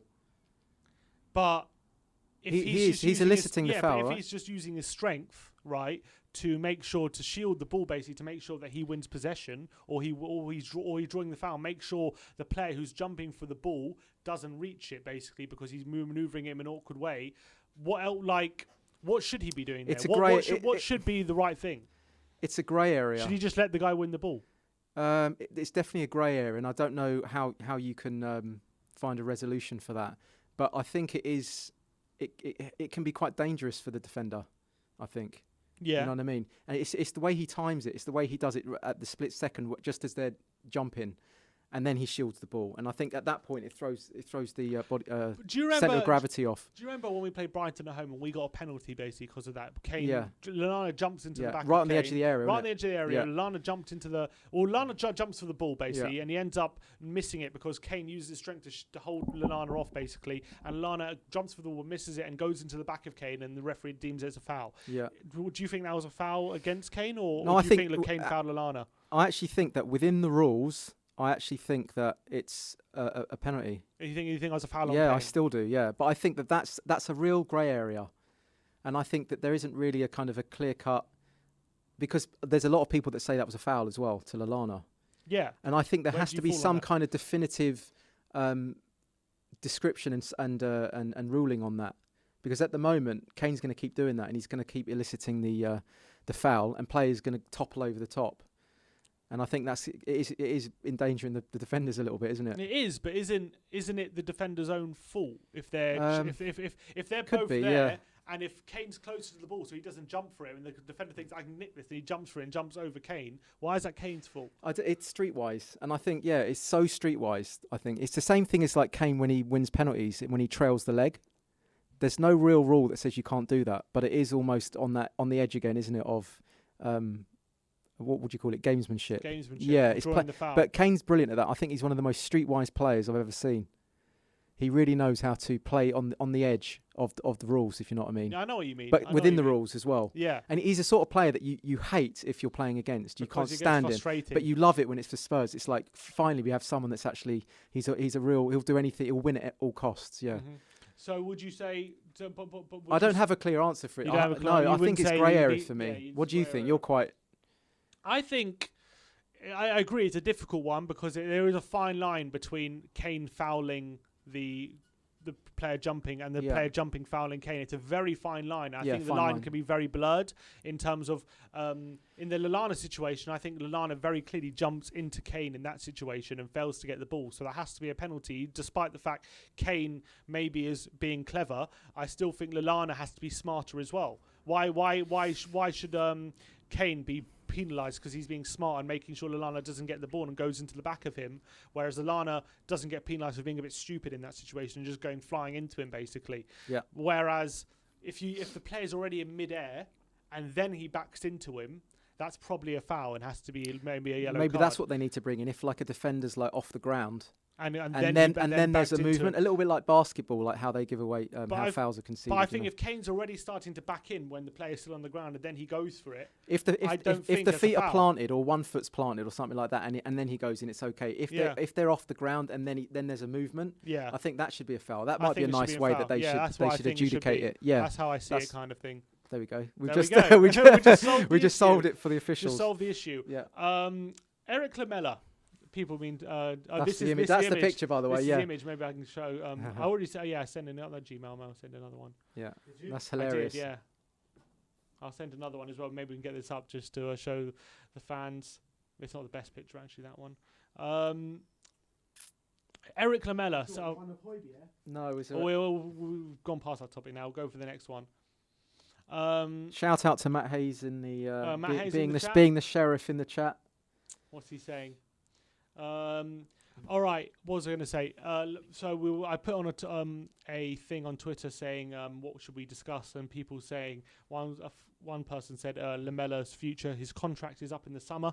So the question is, do we cash in on him when it's our last chance to, or do we go with another contract? He has been really good, I would say, in the past month when he's come back fit. Huh? You can you can do. But yeah, we were just talking about this earlier. This is the picture that John was talking about before. Before with Son being unhappy that Kane has a new partner to look at. I say bring on the threesome. Do you know what I mean? Yeah, I think so. I think it should be a better picture of all of them together. Yeah. Cody Mack says, John, the Socrates of We Are Tottenham TV. And Plato. We got Plato. Plato and Socrates. But do you think Lamela... Is his time up at White Hart Lane now? Do you think he's been way too injury prone and it's time to cut our losses? Or do you think that, again, whenever he's been on the pitch, which I do agree with in the past month anyway, whenever he's been on the pitch, he's had a really positive impact and maybe he can still be a vital part of this team from a squad point of view? Or do we simply just let him run down his contract and give him away on a free? Lamela's a bit of a Bermuda Triangle one for me because when we bought him, we always thought this season he's going to come good. This season he's going to really fulfil his potential. And aside from the Rabona, he's been dining off that Rabona all these years, right? But so we've now conceded to the fact that he's not going to become this world beater that we thought maybe he's going to be this year. Maybe he's going to be this year. He just doesn't have the end product for me. He just doesn't hurt the opposition apart from injuring them. He just doesn't hurt the opposition enough for me to be top quality, you know. But that being said, he plays quite a good role for the squad, I think. Because remember your granddad said, people's grandpa said at the beginning, I was talking about the fringe players and how we could be looking to move on some of the fringe players. But at this point in the season, that's where it's a squad game and you need to utilise the fringe players more. And people like Lamela coming on as sub, or people like Moura who are more peripheral, you know, until as of late, right? They play quite an important role, especially where, like we said before, seeing out games as well, getting over the line. Agreed. That pressing off the ball, Lamela does that really well. In fact, he might even be one of the best I've seen at that. I think he is. I think when he's fully fit, he's definitely one of the best in the squad. So but here's the thing: there's no stat for that. Do you know what I mean? There are. No, but how many presses you do? Well, there are stats for that. Yeah, but I think. But there's also a lot of that's the quantitative way of judging a player's performances. But there's also the qualitative aspect of a footballer's performance, right? It's not tangible. It's not in the statistics. And I think Lamela does a lot of that, but it's not statistically registered, if you know what I mean. Mm-hmm. And so, for that respect, you think he's not producing enough. But I think actually off the ball, Lamela offers quite a lot actually, and I think that really, does, and I think that. I know it shouldn't just be that way. A footballer should be good on the ball as well. And I think he has brought a little bit of... he has brought some moments, hasn't he, recently? Recently, his on the ball has been really good. On the ball. Really good. Yeah. So I think that at the moment, I would actually potentially keep him because it's a squad game. And unless you've got someone else to come in and who looks as though they're really going to fulfil that potential, I would even maybe keep him if what we're seeing at the moment is going to continue. from a dribbling point of view, I remember there was a really great run in the first half against West Ham where he sets up Harry Kane. Now he went past 2-3 players. I remember at the end of the Fulham game, he went on that crazy run down the right flank and nearly set up Kane again. The Crystal Palace game, he got that really nice assist for Son. And I think in the Wolfsburger game as well, his dribbling, he had a really really good dribbling moments where he's going past 2-3 players. And Zeus is asking this question: are Lamela's latest cameos the best he's looked at Tottenham? Because lately, to me, he actually looks like the player I thought we were getting all those years ago. Are we finally seeing the real Erik Lamela, do you think? I think this might be his best spell that we've seen in terms of, like, let's say a 3 or 4 or 5 game span. I think he's often played well in August in seasons. He has. And he's often looked like the best player for us in August, but then he sort of got injured and he just tailed off. And maybe because he hasn't featured a lot this season, this is his August. Do you know what I mean? Kind of, yeah. So let's see what happens in the next few games. But is his injuries not too much? Is he not too Well, injured? let me ask you, do you think that the fact that we know that he's only going to play a bit part every season, and we know he's going to get injured, and he's only going to play like 1/3 of every season, but when he does play, he does offer that something. Do you think that's enough to continue the contract, a second contract? I don't think it is. I love Lamela, and I agree with you. I think when he's back fit and he's contributed to the team, he's a real valuable member to the squad. So he makes a really great impact off the bench all the time. Whenever he comes off the bench, he looks to make an impact. And when he starts, I think he's also decent. Maybe he's not as good as when he's off the bench, but he's pretty good. I think he's a really good squad player, and I think he plays a really good role. But I just think he's too injured. He's too injured. It's been now, if you were talking 1 or 2 years, I could say, look, maybe let's be patient and keep him on. But it's been 7-8 years now. It's been so long where every season he gets a big injury or an injury that keeps him out for at least 2-3 months. It's happened so often. And it gets to a point where you just have to say, look, he's just not available enough. I know. He's just not available I'm really hoping that doesn't happen to Lo Celso. I hope this is not an Argentinian thing. I really don't. I really hope not. I really do. Yeah. And I think it gets to a point where he's now in his 8th year. And it gets to a point where I have to say, like, I think in only like 2 years he's hit double figures in appearances. But do you not think it's even worth just having as an impact sub? If you're telling me Mourinho wants to keep him on for another year because he believes he's such a valuable member to the squad that he's worth having around, and maybe he can overcome some of the injury problems, I wouldn't be criticising Mourinho or Levy for giving a new contract. But because I do think he's a good player. But if it was up to me, and if Levy told me if we get 10-15 million for him and we can sign a replacement, I think I would do it. I think we need to have a replacement that can still be positive on the ball, because I think Bergwijn's come in and I don't think he's not hurting the opposition enough when he's on the ball. I think he is when he's confident. When he's confident to take on his man and really drive at the opposition. He doesn't drive enough at the opposition. He can when he's confident. Yeah, like against Man United. Against Man United, that goal, he ghosted in between a couple of players, got the shot off early as well, from a position where it's like, a little bit off balance maybe. But this season, everything has to be very... he doesn't take the shots when he's a little bit off balance. Everything has to be centred with him to take the shot off. Always waiting for that perfect moment. And he's waiting for a perfect moment. And I think to get your confidence up, you have to be a little bit more ruthless, and you have to be a little bit more selfish sometimes on the ball and take those shots when you're not 100% sure. And we haven't seen that enough. And actually, Lamela has been doing that as of late. He's been pulling the trigger. Not with shots, but just like his passing range has been playing he's taken a lot of risks on the ball. And actually that's really, really helped us, I think, our performances the last few games. Is there any possibility we could finally be seeing the Lamela from Roma? Maybe this season. This season's going to be the one. This season's going to be the one. Every year people say Lamela season. This is Lamela season. I know. It's weird because you'd say, when you judge his whole Spurs career, you'd say it's good. No, nothing more, nothing less, right? Well, but at the same time, I would say it's a flop. Yeah, that's what I was going to say. We did the ratings and we were talking about it, and it was like we had flop, average, quality. Yeah. And I went, it's a weird one because he's sort of like a good player, but he's also a flop. You know what I mean? Yeah. If you go... have you got the stats of Lamela there? Well, he's only scored 16 Premier League goals in his time here, and he's been here for 8 seasons. It's 7.5, including this one. Say, that's really poor. It's poor, for someone like Lamela, who we know has a good shot on him, and the quality he has. We should be expecting a lot better than that. His best return in a single season is 5 goals, and that was in his 3rd season at Spurs. He did hit 33 and 34 appearances in Premier League appearances, but since then he's never had more than 25, which he hit actually last season and in 78 in our first season at Wembley. But he has never really had that season what we expected. His best season in his career is still at Roma. He's been 8 years. He hasn't had a better season than he had at Roma. Yeah. One thing also that I noticed with Lamela, when he's on the ball, his movement it's almost like watching someone play tag in a playground. Mm-hmm. It's all very kind of lateral and sort of jinky to lateral movements. It's very rare that he just drives forward like in a straight line. I know what you mean. He's always kind of on. It's always like jinking like laterally across the pitch. And I think that I would love to see him like really just drive forward with the ball and also get the shot off, because I think I think it's his second season he scored a goal against Hull. Was it from the edge of the area, 18 yards out? He curls it in, far corner. Burnley. And I thought now he's going to become the player, and he's actually got that in his locker, but he just doesn't get his shot off, does he? Not like Bale.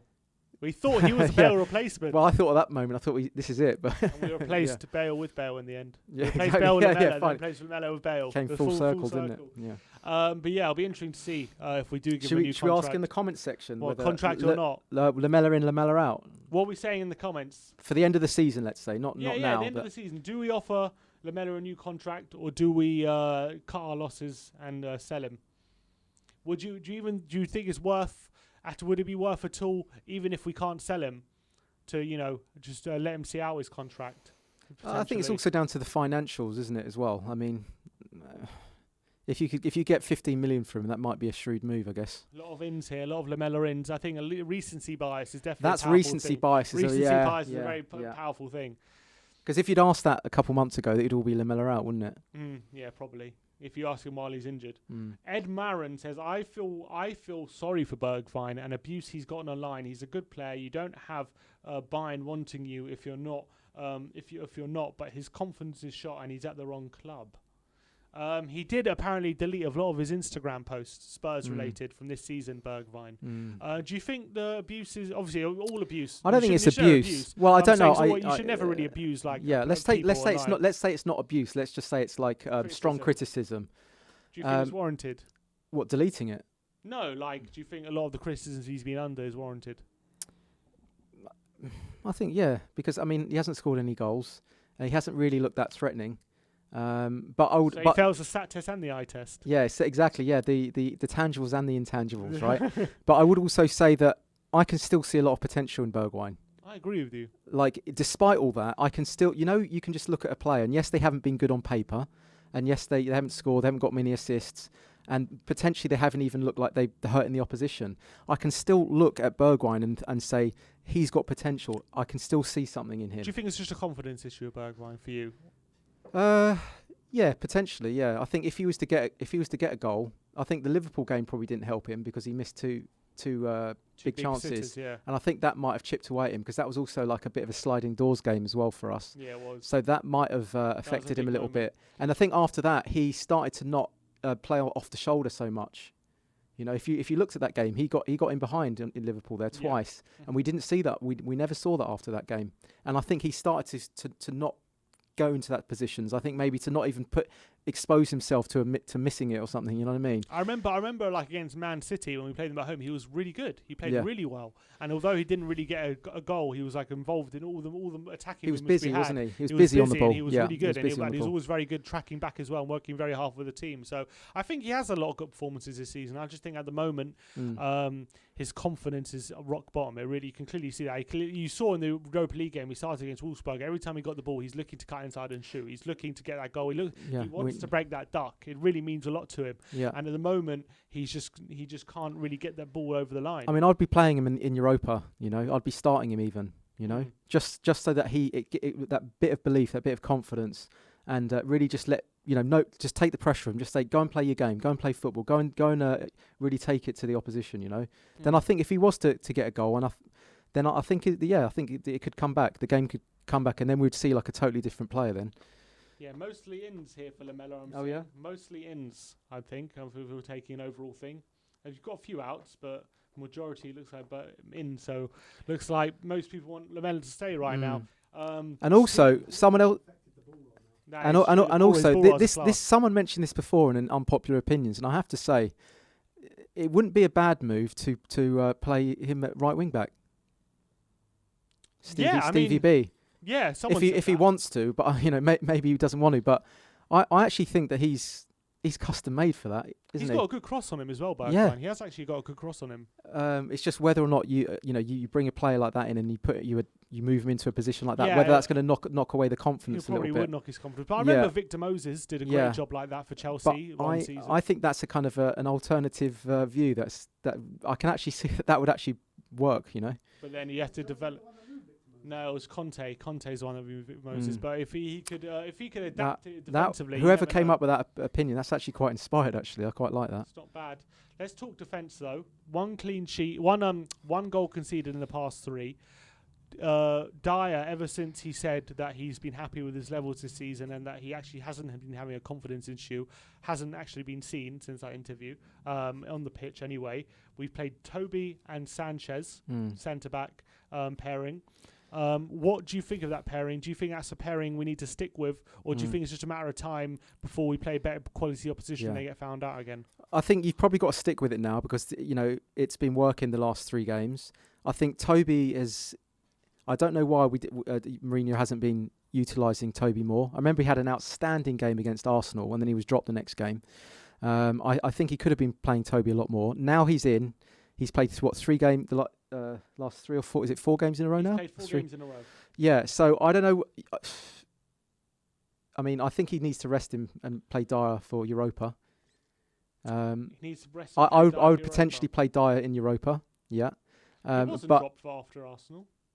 Or maybe not Arsenal, but I remember he had an absolute stellar performance, and then he was dropped. And do you remember it was sort of like, why is he not in the team? Yeah, I can't remember what string of games that was, but after Leicester. No, but going back before that, I remember he had a real outstanding performance, and then he was just dropped, and he was just like isolated for a few games.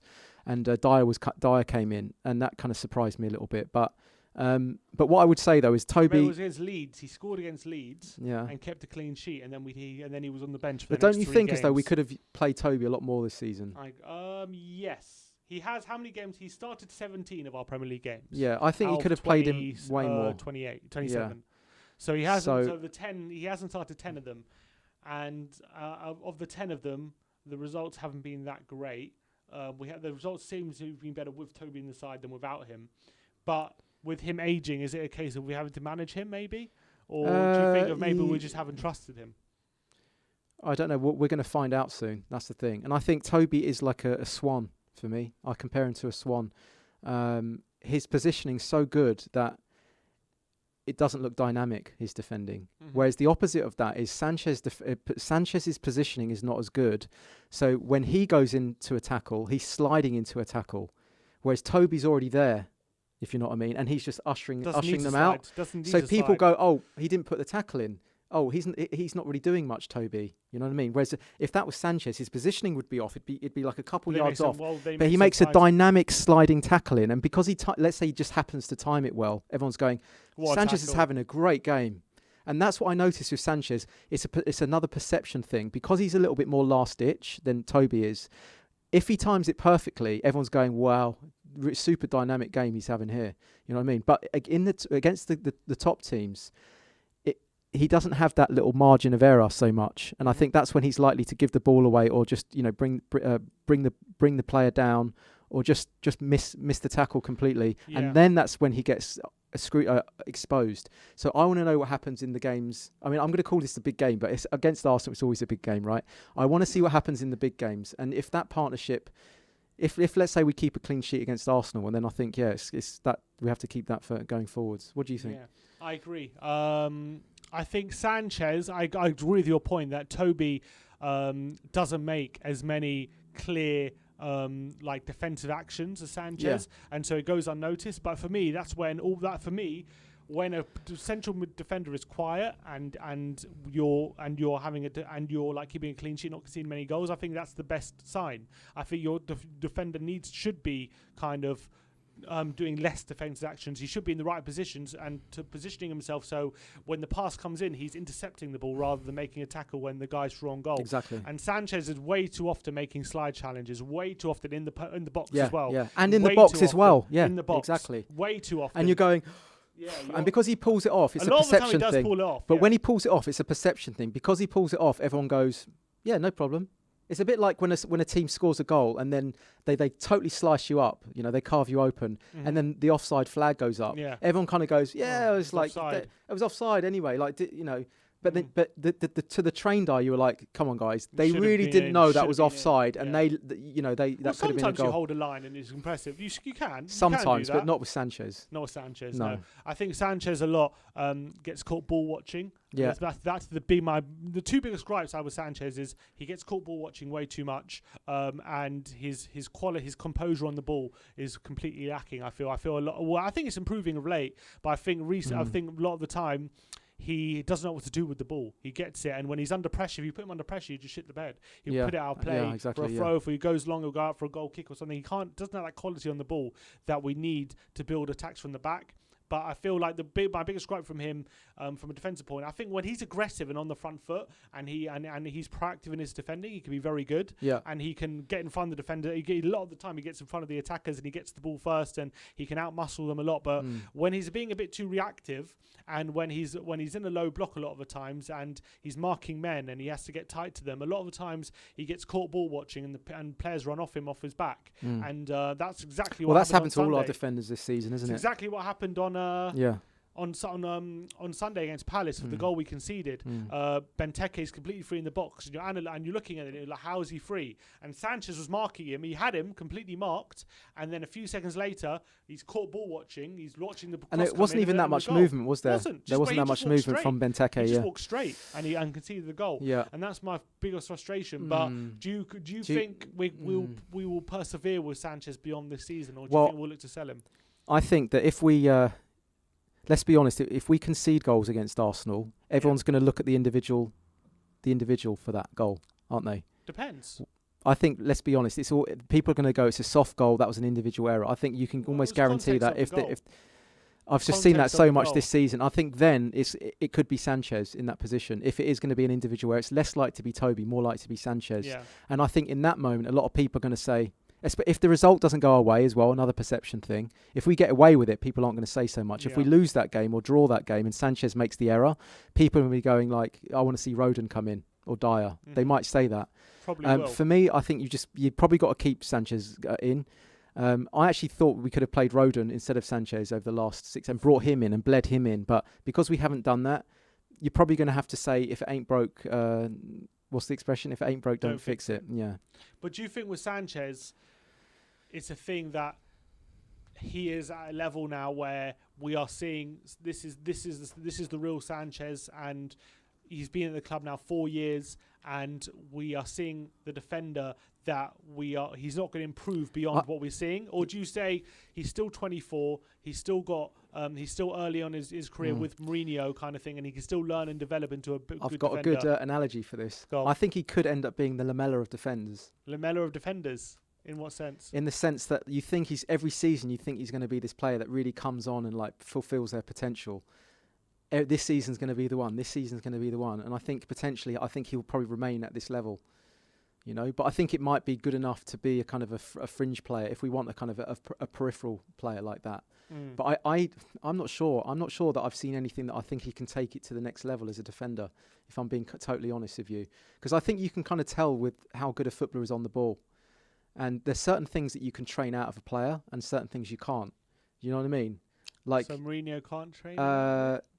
And when I watch Sanchez play, I think, I'm not sure how much, you know, like Steven Bergwijn, I said earlier, I think I can see a lot of potential for him to go an extra 20-30%. But with Sanchez, I'm not sure if I can see an extra 20%. You're seeing him as optimum level, potentially. Not optimum, as in like that's his base level, I think maybe. I mean, I really hope I'm wrong. So maybe you can't coach individual mistakes out there. So Mourinho's not at fault. I never blame. I never even mentioned Mourinho. He's trying to bring a target on my head for the chat section. I'm bringing back old debates.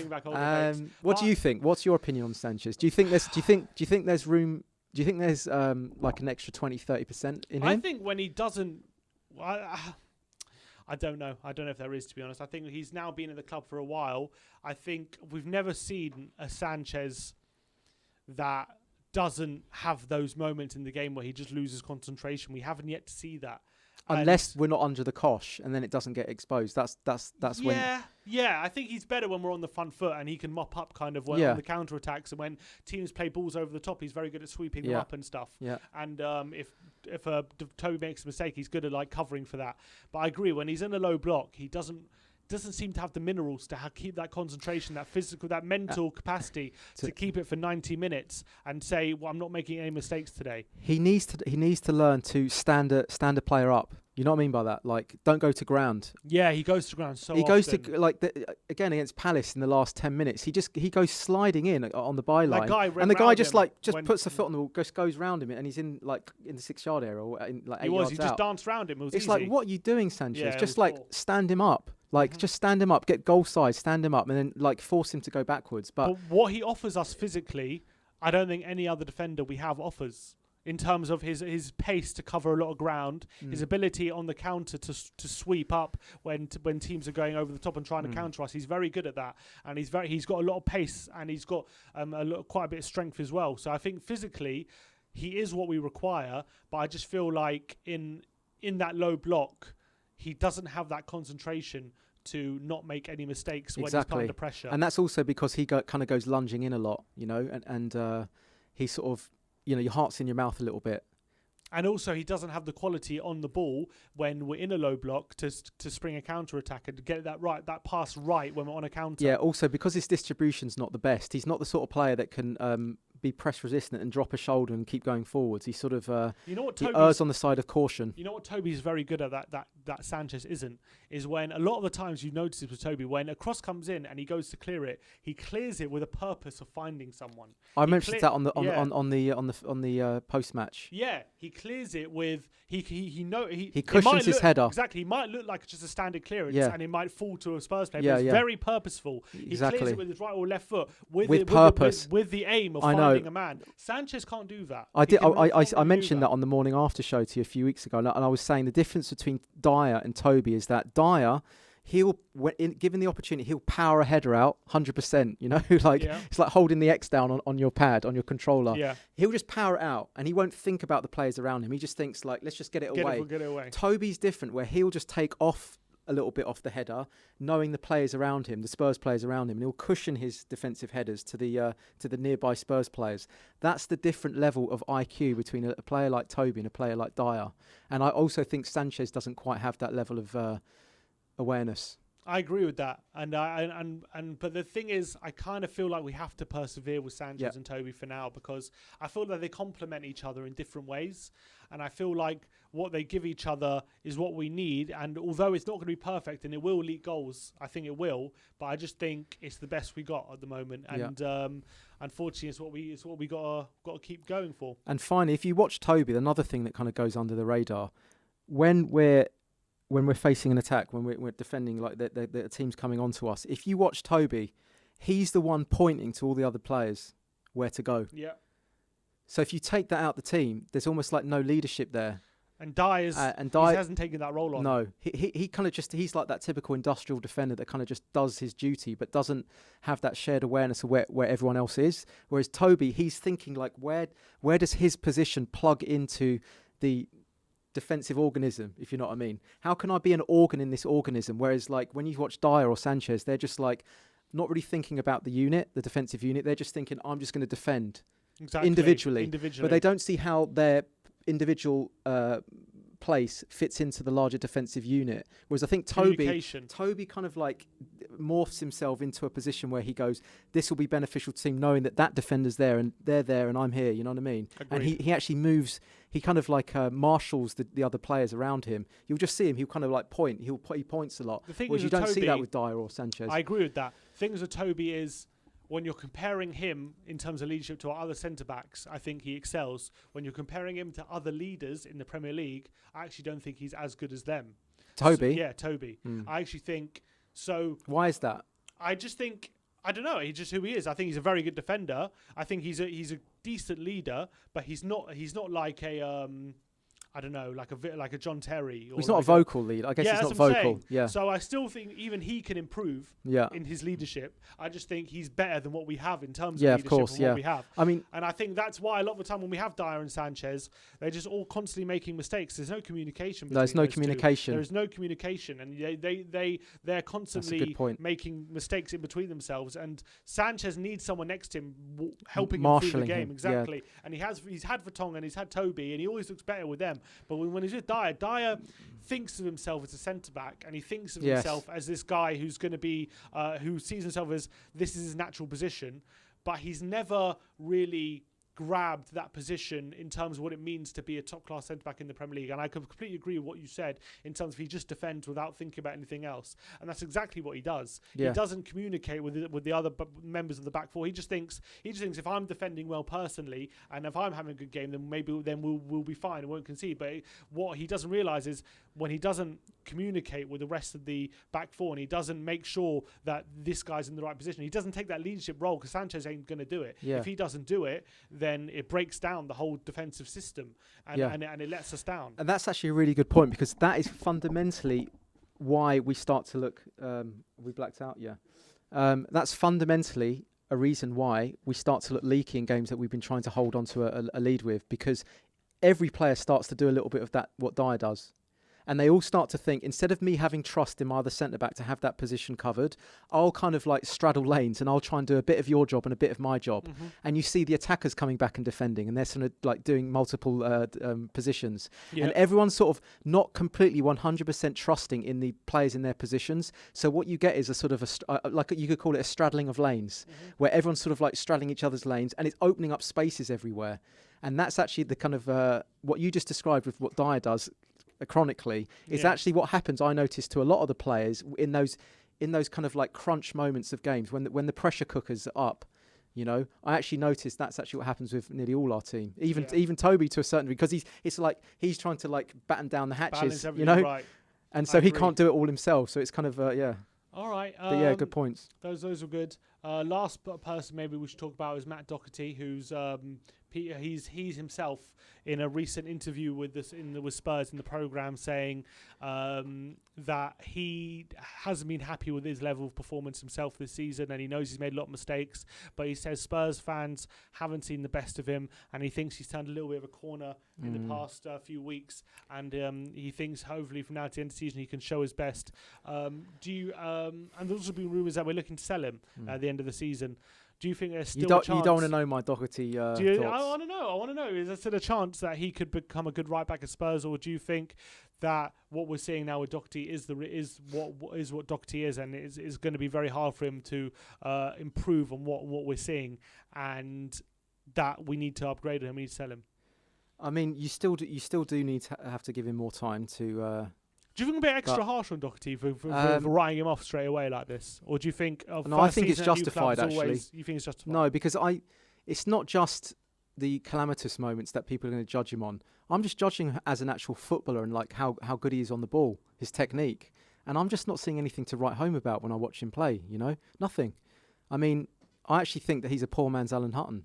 Poor man's Alan Hutton. At least Hutton had some pace, to be fair. I mean, at least Alan Hutton had something about him where he used to have this one move where he used to cut inside with. Do you know what I'm talking? Yeah. And it actually used to be quite effective. He used to use his left foot. And it was actually quite effective. But what I'm seeing from Doherty, he looks like a lower league, maybe even sometimes a championship player. You know, and I understand that he was a wing back at Wolves, and he's been playing as a fullback for us. You know, but. Some of the he gets turned inside out, mate. He gets turned so easily, and then when he goes forward, there's just like the passes are very predictable. He hasn't got a good cross on him, so I'm kind of like I'm really trying to see something in him that I can go. There's potential there. I can see something, but even when he has a good game, it's like okay, he goes up from a 2 to a 3, you know, or a 1 to a 3, but it's never like up to a 5 or a 4, is it? No, I agree. In that sense, I do think he's been improving of late. I think where his qualities lie is his positioning. what his qualities used to lie on is his attacking intent to get in real attacking positions and hurting the opposition in terms of when crosses are coming in the box. He could always arrive late at the back post and really hurt you when he's hard to pick up in those situations, basically, when he's on the right back.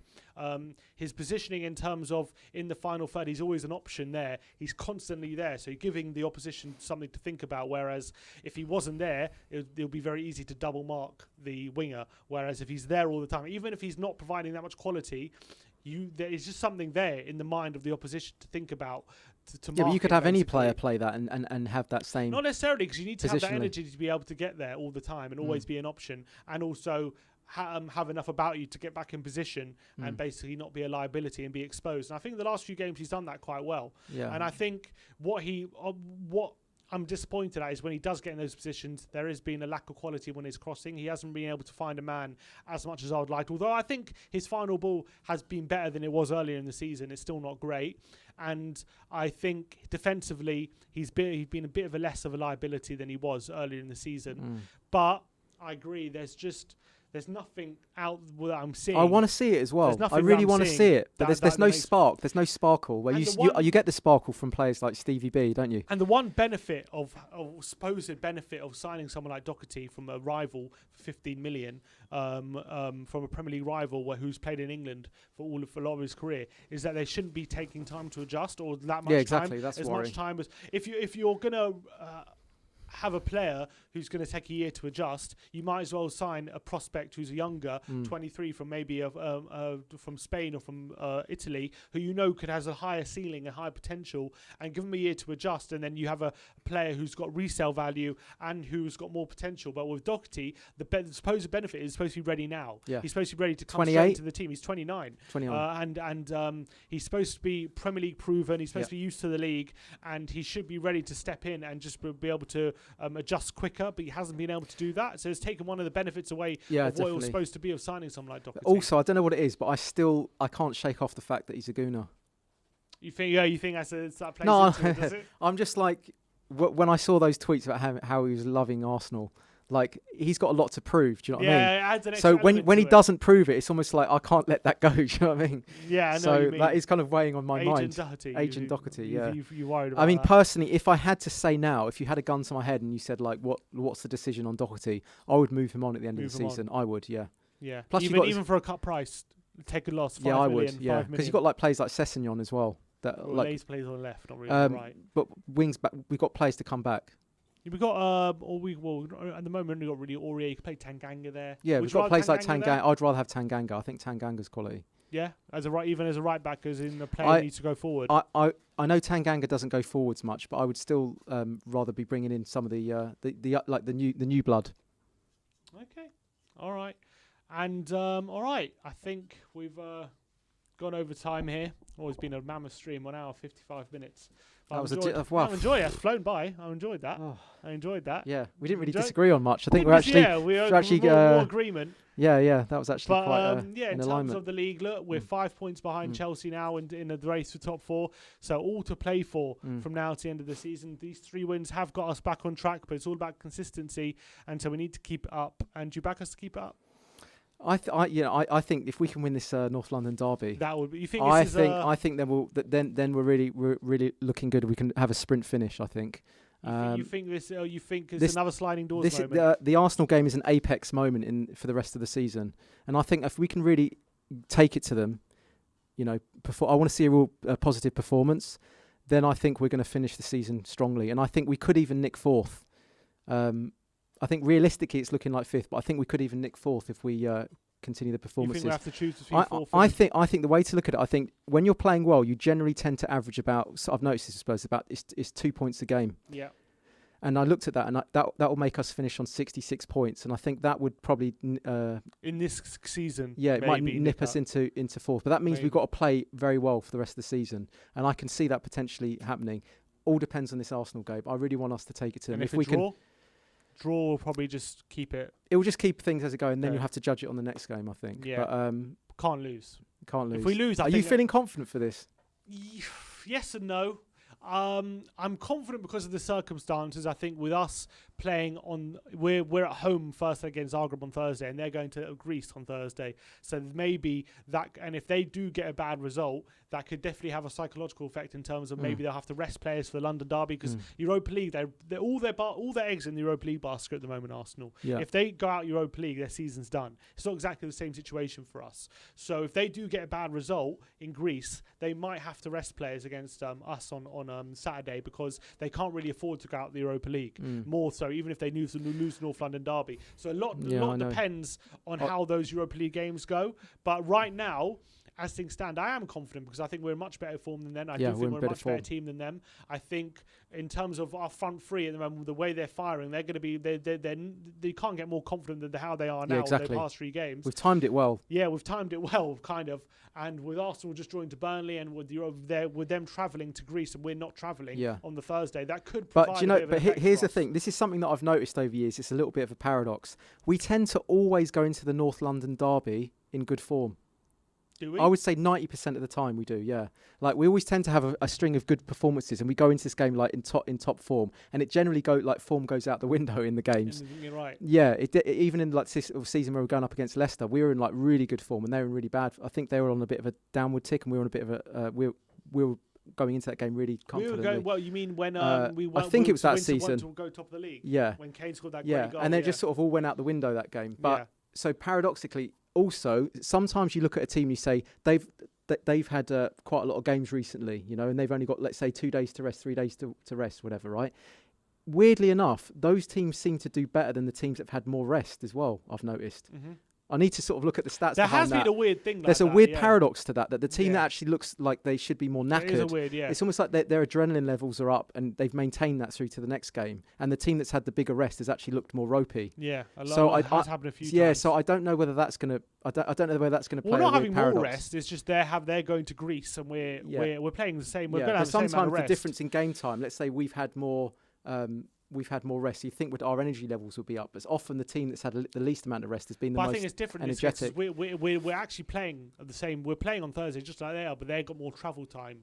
But do you think that makes a small difference, but not much? It shouldn't make too much of a difference, no.